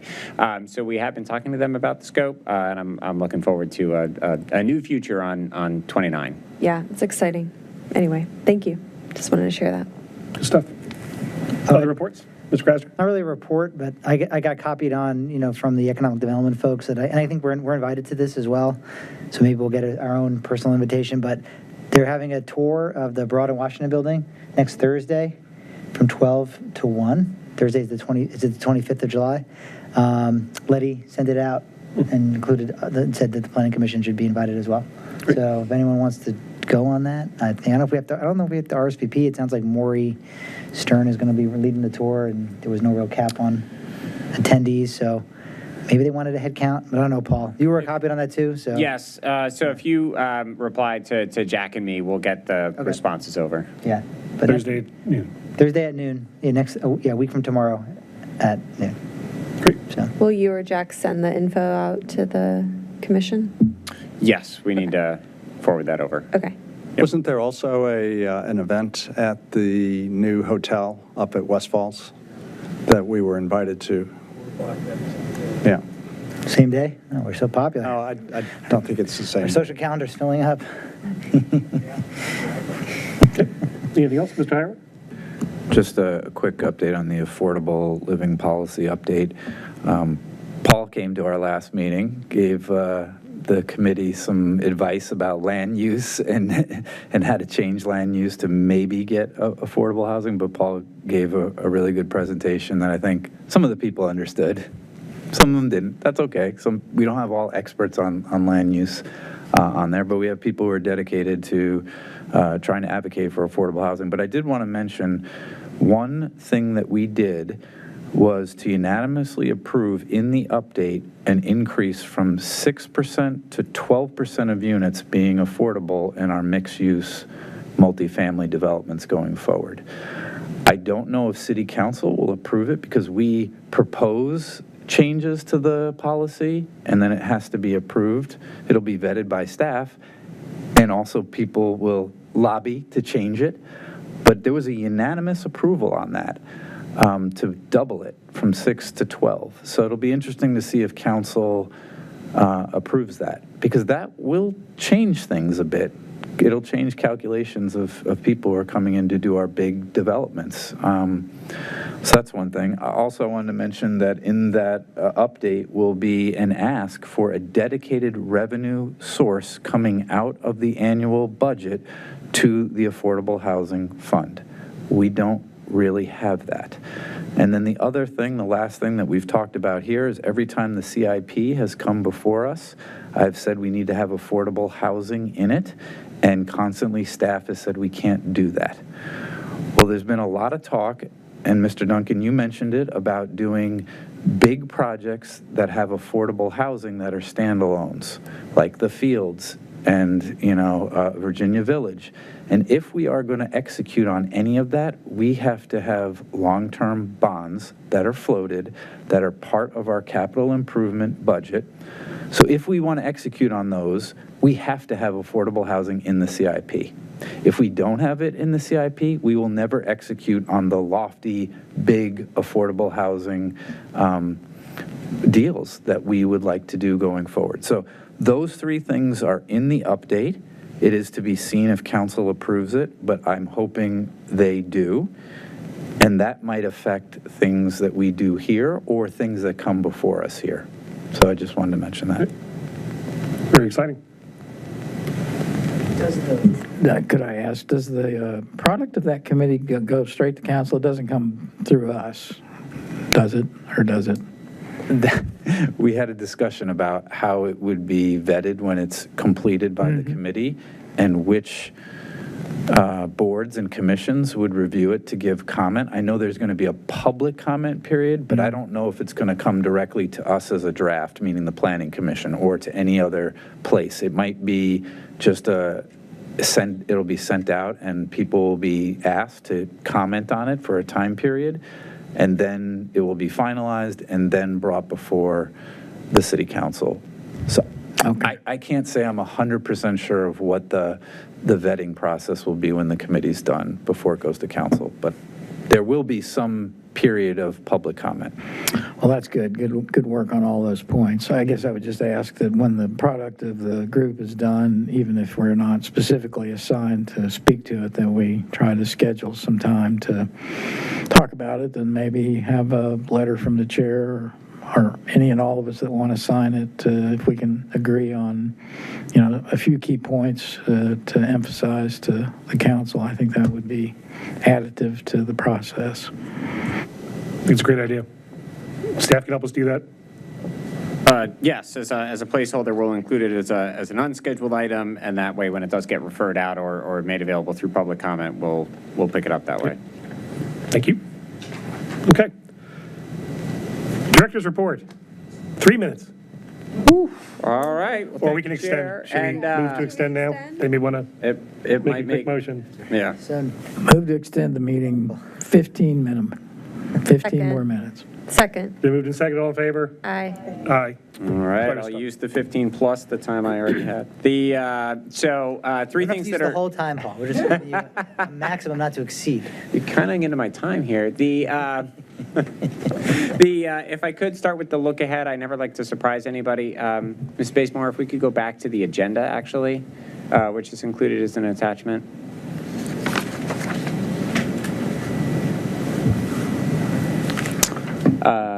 And if we go to the second page. I don't want to miss the affordable living policy here. Is there a way to zoom in? Oh, yeah, this is getting better. Maybe another click or two. So two things to make the commission aware of. End of July, one's a weekday, one's a weekend. We're holding the first community open houses around accessory dwellings. Of course, we're in the early stages of this thing, and so we are going out to these open houses to one, communicate out what are accessory dwellings, how do they typically get constructed, what form do they take, what are other places doing around regulating them, and then asking, obviously, the important question about sort of what people think is appropriate for regulating them here in Falls Church.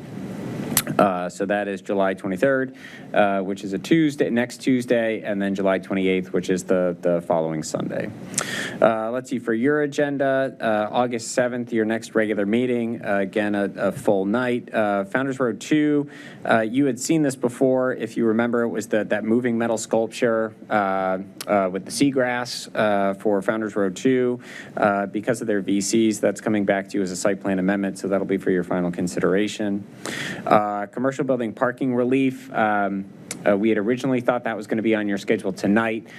Due to the way we forgot about July 4th when we put in our ad order, so we actually missed the advertising date to hold it tonight. So instead, we'll schedule that for your next regular meeting, August 7th. There was quite a bit of concern or conversation about it 2 nights ago at council, and I guess concern that they hadn't actually heard from you yet. And so they are looking forward to receiving your recommendation and thoughts on that.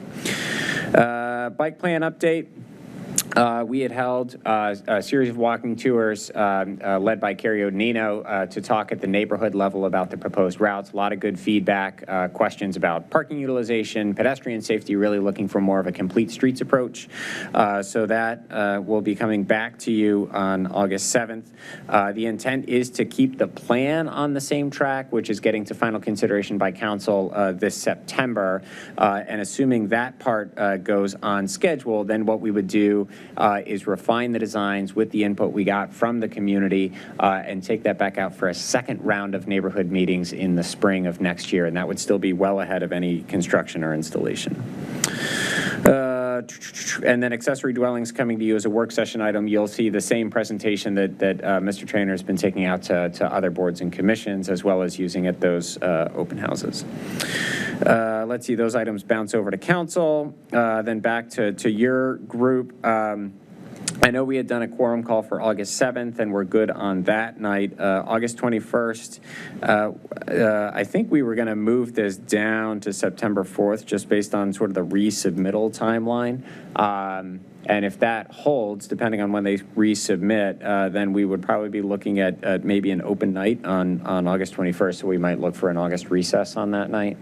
I'm seeing heads nod in agreement. I even got a thumbs up.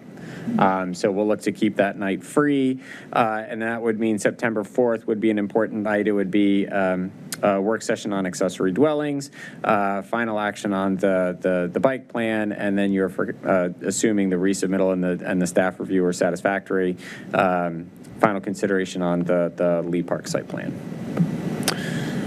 Any questions about the look ahead? No questions, but I know we have just barely a quorum for August 7th, so folks who said they can be here, if you can't, let us know as soon as possible. So, otherwise, you'll all be expected on August 21st, because you do, under the charter, have to meet once a month. So if you can make it that on August 7th, that would be great. Somebody gets in trouble. Well, I would argue that it's part of good public transparency, right? That people have an opportunity to come and see what the Planning Commission's doing. So I don't know, democracy's, yay democracy. So Let's see, switching over to the director's report. So 3 things, I'll run through these that were not in the report, but I certainly wanted to make you aware of. This is good news on a number of fronts. Number 1, if you may remember, as part of the special exception for the Quinn proposal, they had offered to install a pump station for sewage so that it would go up into the 4-mile run sewer district, which is managed by Arlington County. We did get a letter back from Arlington County. They have agreed to realign the sewer district so that we can formally make use of the capacity that the city had already, the populace, the people had already purchased. So we have the ability to do that. Let's see. Oh, and I have been in contact with the Quinn team. They're expecting to submit their site plan probably around mid-August. So we would look to bring that to you about a month after receipt. Over at the West Falls project, the grocer has now been announced. It's going to be a fresh market. This is at that prominent corner of Broad and Haycock in the ground floor of the larger apartment building. You know, we win any records or break any records for having the most grocery stores, like, per capita of any jurisdiction. So we're still catching up to where we used to be. So No way. Can you find that? Because I asked this question years ago and I got a great report of, groceries in Falls Church circa like 1966. Oh, it was something like 7 stores. Yeah, we had like 7 they or were 8. smaller formats, but it was 7 stores. Of their time, they were supermarkets. I have searched for that. That was a Deborah G. special. She really had a skill at doing some of that research and writing, and down somewhere. I had a copy of it, and I am searching for This will it. be grocery store number, is this like 7. Is it 7? It's somewhere in my basement, damn it, and I'll see if I can find it. I mean, this is like people saying Manhattan's overcrowded, and it's still below population where it was in the 50s. Yeah, we're like the and grocery somehow they capital. managed. It's amazing how many grocery stores we have. Jeez. And then lastly, the 2-year work plan, which is sort of the fiscal year department initiatives paired with the calendar year council priorities. That was reviewed positively by council this Monday night.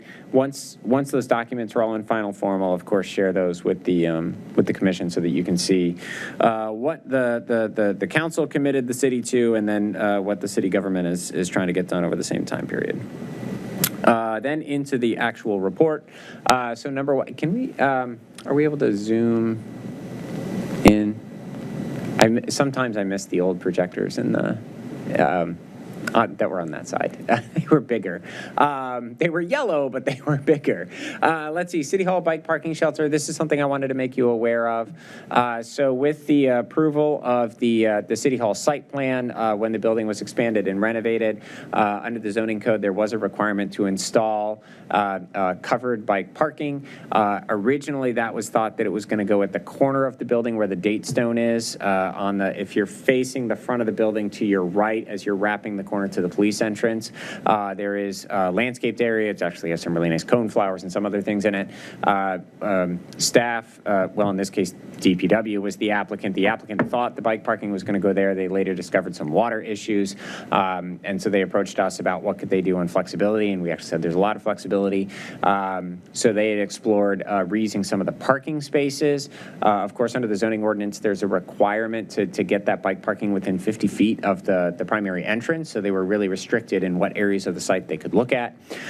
So they had looked at some of the parking spaces in that front drive aisle until someone pointed out that's where the farmers market happens every week, and so ultimately they landed on a location that's near the flag poles. I think it's actually in the attachments if we're able to jump to that.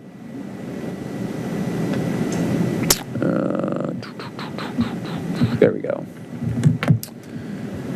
So if you can imagine, this is there's a plan view on the left and then a perspective view on the right. So if you can put yourself sort of, you're standing, I don't know, like 25 feet off the ground.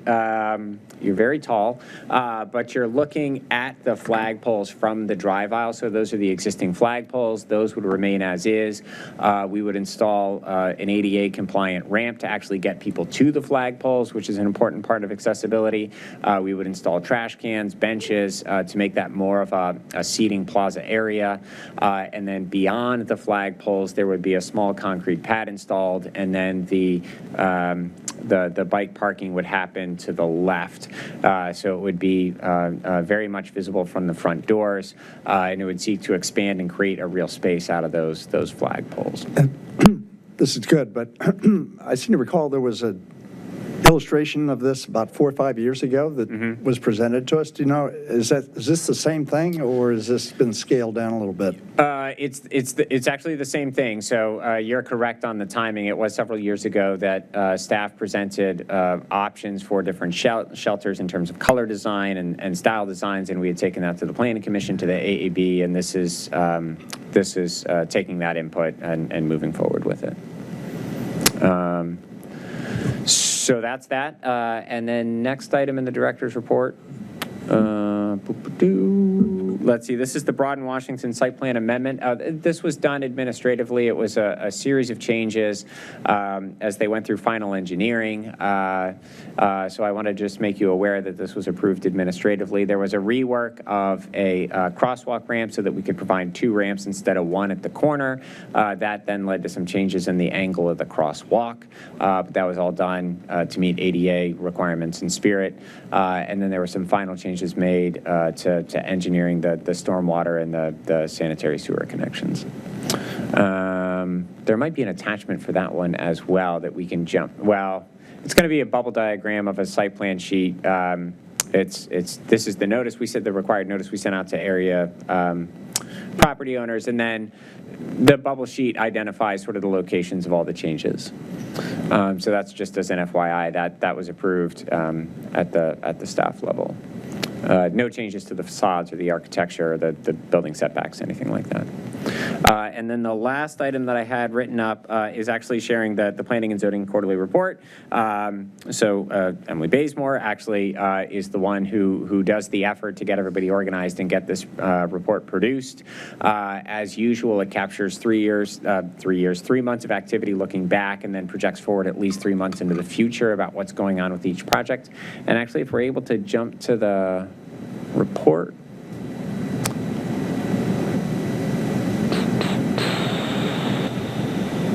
And Emily, I'm kind of putting you on the spot here, so this is an invitation if you want to take it. But if you want to walk through the highlights, the certifications everyone earned over the last year, and then, of course, how we're aligning our work to the strategic initiatives.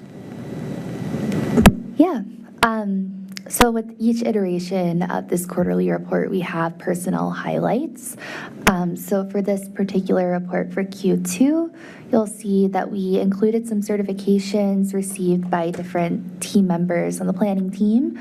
So we have Kurt Lawrence receiving his lead Green Associate certification back in March. And then we have a couple of certifications received in June. So those are Certified Zoning Official, and Laura, Angel Willis, and Henry all received that certification. And then Jack Trainer received his AICP also in June. Let's see, we also have some highlights regarding our planning advance.